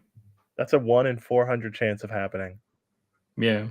I was like, I actually can't believe this. She's gonna kill me. And then she tried, but we lived. Empoleon, real nigga. Slander proof. Okay, this motherfucker's a Sudowoodo. Get fucking serious. Use block on me? I'll kill you. I don't care. But yeah, guys, the Jets-Eagles game sounds like the only competitive game happening. And it's not out in my market, so it is what it is, I guess. It is 14-12 Eagles with 2:55 to go. The Eagles have 3rd and 7 on their own side of the field. So pretty big down, but at the same time, if Zach Wilson has the ball, like realistically, who cares? But at the same time, if he somehow wins by accident, that'd be really embarrassing. So hopefully we can get this first down. The Fighting Zach Wilsons. Now is our chance.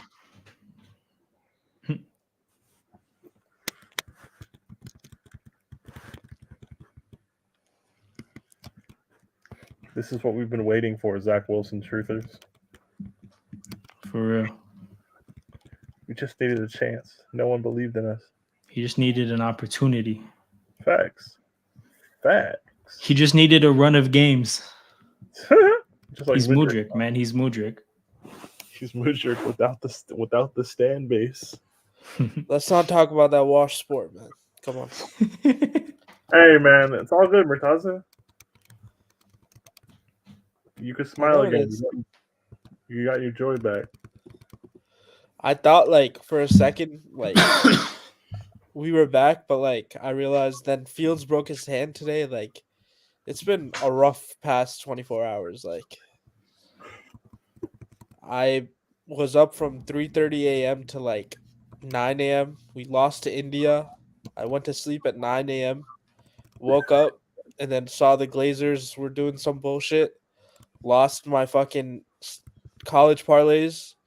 The next day, lost all my NFL parlays because of Jake Moody. Then Fields broke his hand, and now here Damn. This man took a cricket L. The Glazers aren't selling to the Saudis or the Qataris. The Bears, that happened. Such is life. Yeah, man, it's rough out here. At least I'm going back to my homeland, bro. In the winter, that's what's keeping me going. Yeah, what if some wild shit happens there? Hey man, just don't put that energy out there. Yo, you gonna get an arranged marriage while you're there? All right, bro. This guy's wilding. Arranged marriage, You didn't say no. Yeah, I was gonna say I'm 22. I'm 22 years old. What do you want me to say? Yes. Yo, some parents look at that and I'm like, yo, prime age. Nah. What My parents were very modern, actually. Okay, no, that's good. Like, yeah. I like that for you. But I mean, I had to ask. Yeah. I didn't know, but now I know. Yeah, no. It's not like that. It's not like I'll that. Never have to ask again. Yeah, I got. Yo, Murtaza leaving streams for a couple weeks, going back home and coming back with a wife would be hilarious. That guy is such a weirdo, bro. Man. Anyways, there's a football game going on. I think the Jets. Damn, they only have one timeout. Oh, Zach Wilson tax. I get it. Did they get the ball back? Nah. So I think they just used their last timeout. They have the Eagles are in 2nd and 9 with 2:20 to go. So I'm assuming on 2nd down, they'll get it down to the 2-minute warning, and the Jets will have no timeouts left. So that 3rd down will be for the game. Okay. We're doing a watch-along for next week, right? Sunday night. What matchup is that? Dolphins Eagles. Oh, 100 million%, bro. 100 million%. Did they give us a watchable game? We'll be there. Dolphins Eagles. Oh my god. A game that people might actually want to watch? Yeah. I mean, for what it's worth, I think we're like 0 for 2 with games that we want to watch, actually resulting in something good. But it's all good, baby. We'll get one eventually, maybe. Bro, I have no idea how to pick that game, bro. Oh, hell yeah. Cardinals garbage time yards. Here we go, baby. Quincy Williams hit the shit out of DeAndre Swift, man. My goodness. Yeah, that shit was wild. That guy's a baller, man. Him and his brother. Yep.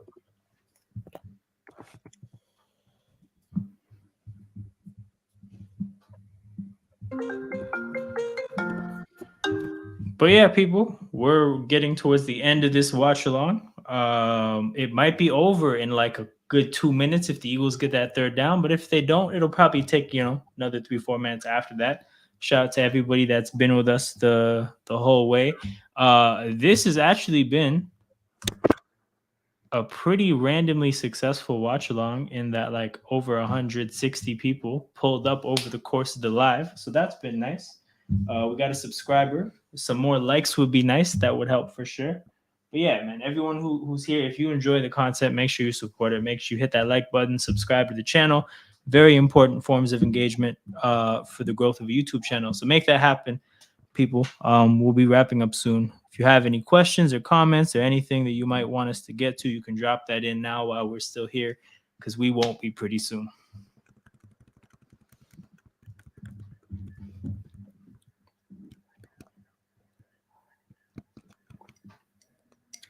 With these 3-day weekends, I feel like I'm unemployed on the weekends. You guys have a day off tomorrow? Like Friday is my day off during the week. Oh yeah. Oh, you got the new schedule. Yeah, so like I get so far removed from work, I just forget that I have a job. Yeah. Like I'm like, damn, I have to wake up at 5:15 tomorrow. That's kind of ass. Yeah, But that's a big change from like if you get easily, used like- to just sleeping in. easily, like the worst part about the job is just waking up. Once I get there, Yeah. it's super easy. Like on a typical day, when do you tend to wake up if it's just like a normal thing? Whenever the sun comes up or starts coming up, because my window faces east. Okay. Damn, so Well- you at least you get up like early normally. Like Yeah, like I just leave my blinds open to get up whenever the sun's up. yeah. Rams win 26-9, people. It is what it is. Yep. Fairly expected outcome. Probably a bigger margin of victory than some people expected, but expected outcome. Yo, that safety by the Patriots had the Raiders cover. Damn. That's big. That's so funny.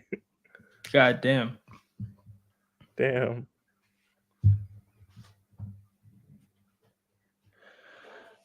Damn, Patriots 1-5. Let me find a stream for this Eagles game. Why not?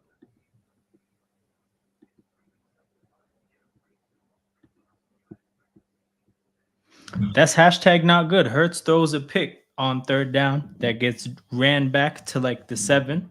So the Jets, if they play their cards, the fact that it's at the 7 means they can't get a first down and kill clock.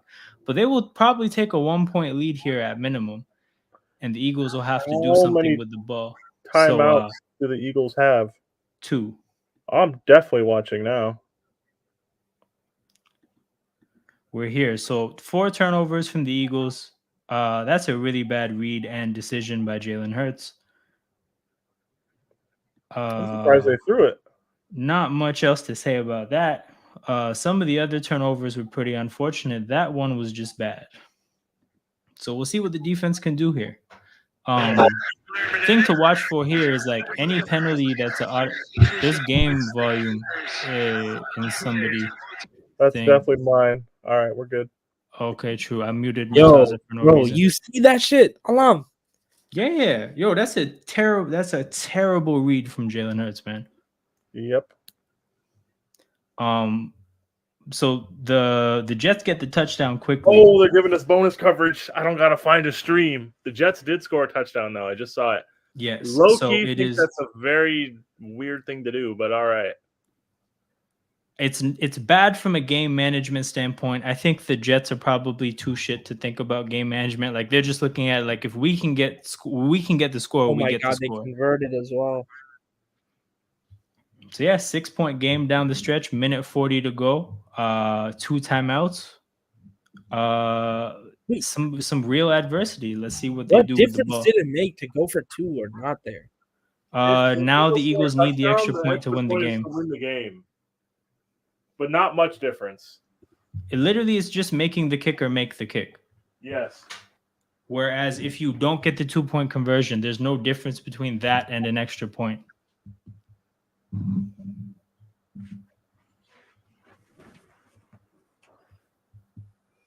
What are the live odds on the Eagles winning here?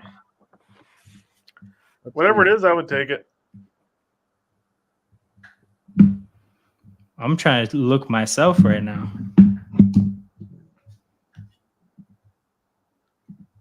Plus 270. Damn.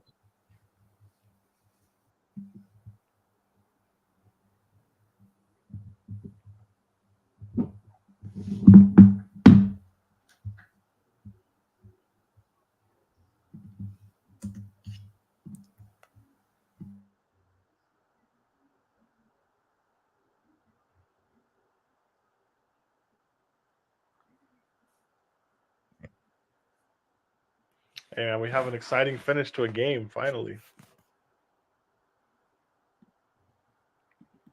All right. We placed a bet, people. What were the odds like? Plus 280. Yeah, that's decent. The Eagles will have 100 seconds to score a touchdown, give or take. Yep. 110. Interesting to see here what the Eagles do for the right side of their line because they got two backups there, but also like I feel like we haven't had enough success driving the ball down the field, which is a bit surprising. Oh my To God. be just like freely chipping guys. Yo, AJ Brown's pissed.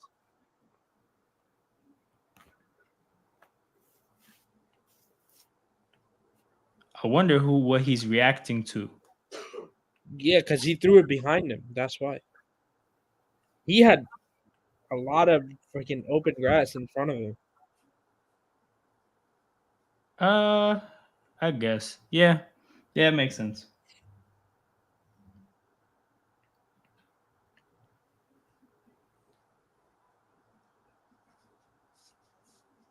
Wow.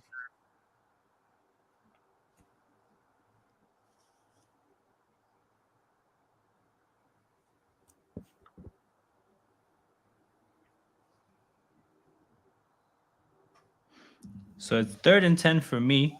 I just saw the incompletion to Devontae on the sideline.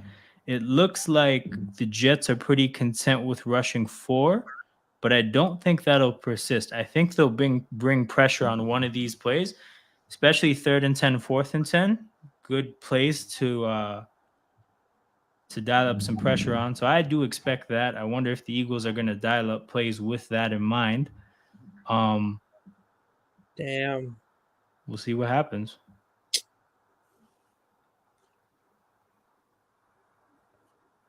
Still rushing 4. Pocket's fairly clean. Interesting decision to just take 3 yards on 3rd and 10. But it looks like, again, like what I was saying before the drive started, it looks like we're not getting any success or much success at all driving it down the field. Seems like the Jets are pretty content with obviously giving us. Bro, 4 to AJ 5 was yards. wide open there, bro. You have to hit him there. Yeah, I'm seeing this angle for the first time. That's tough. Yeah, I mean, I think it'll be interesting to see what happens on this down. But based on what I saw there, it's almost like, maybe he's not trusting his eyes anymore after throwing the pick. That happens, but like something you got to get past. Games on the line, you got to make the throws.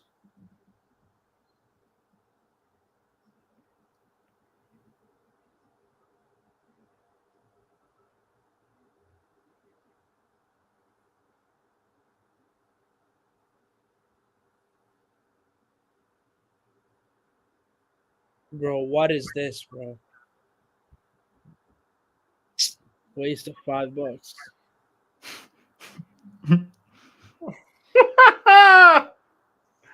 Damn it. That's funny. Yeah, that's crazy, yo. This execution down the stretch has been like downright terrible. So this game is over, people. Zach Wilson gets the W. The Jets are 3-3.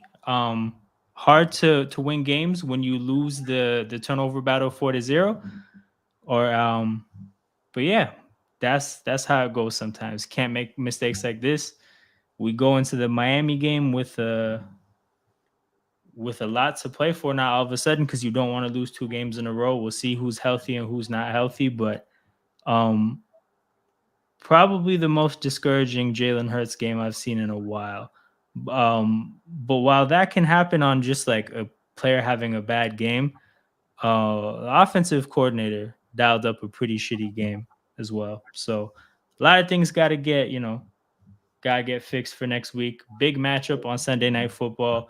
For the people that are here right now, man, make sure you guys tune in next week because Sunday Night Football, we will be here for Eagles and Dolphins.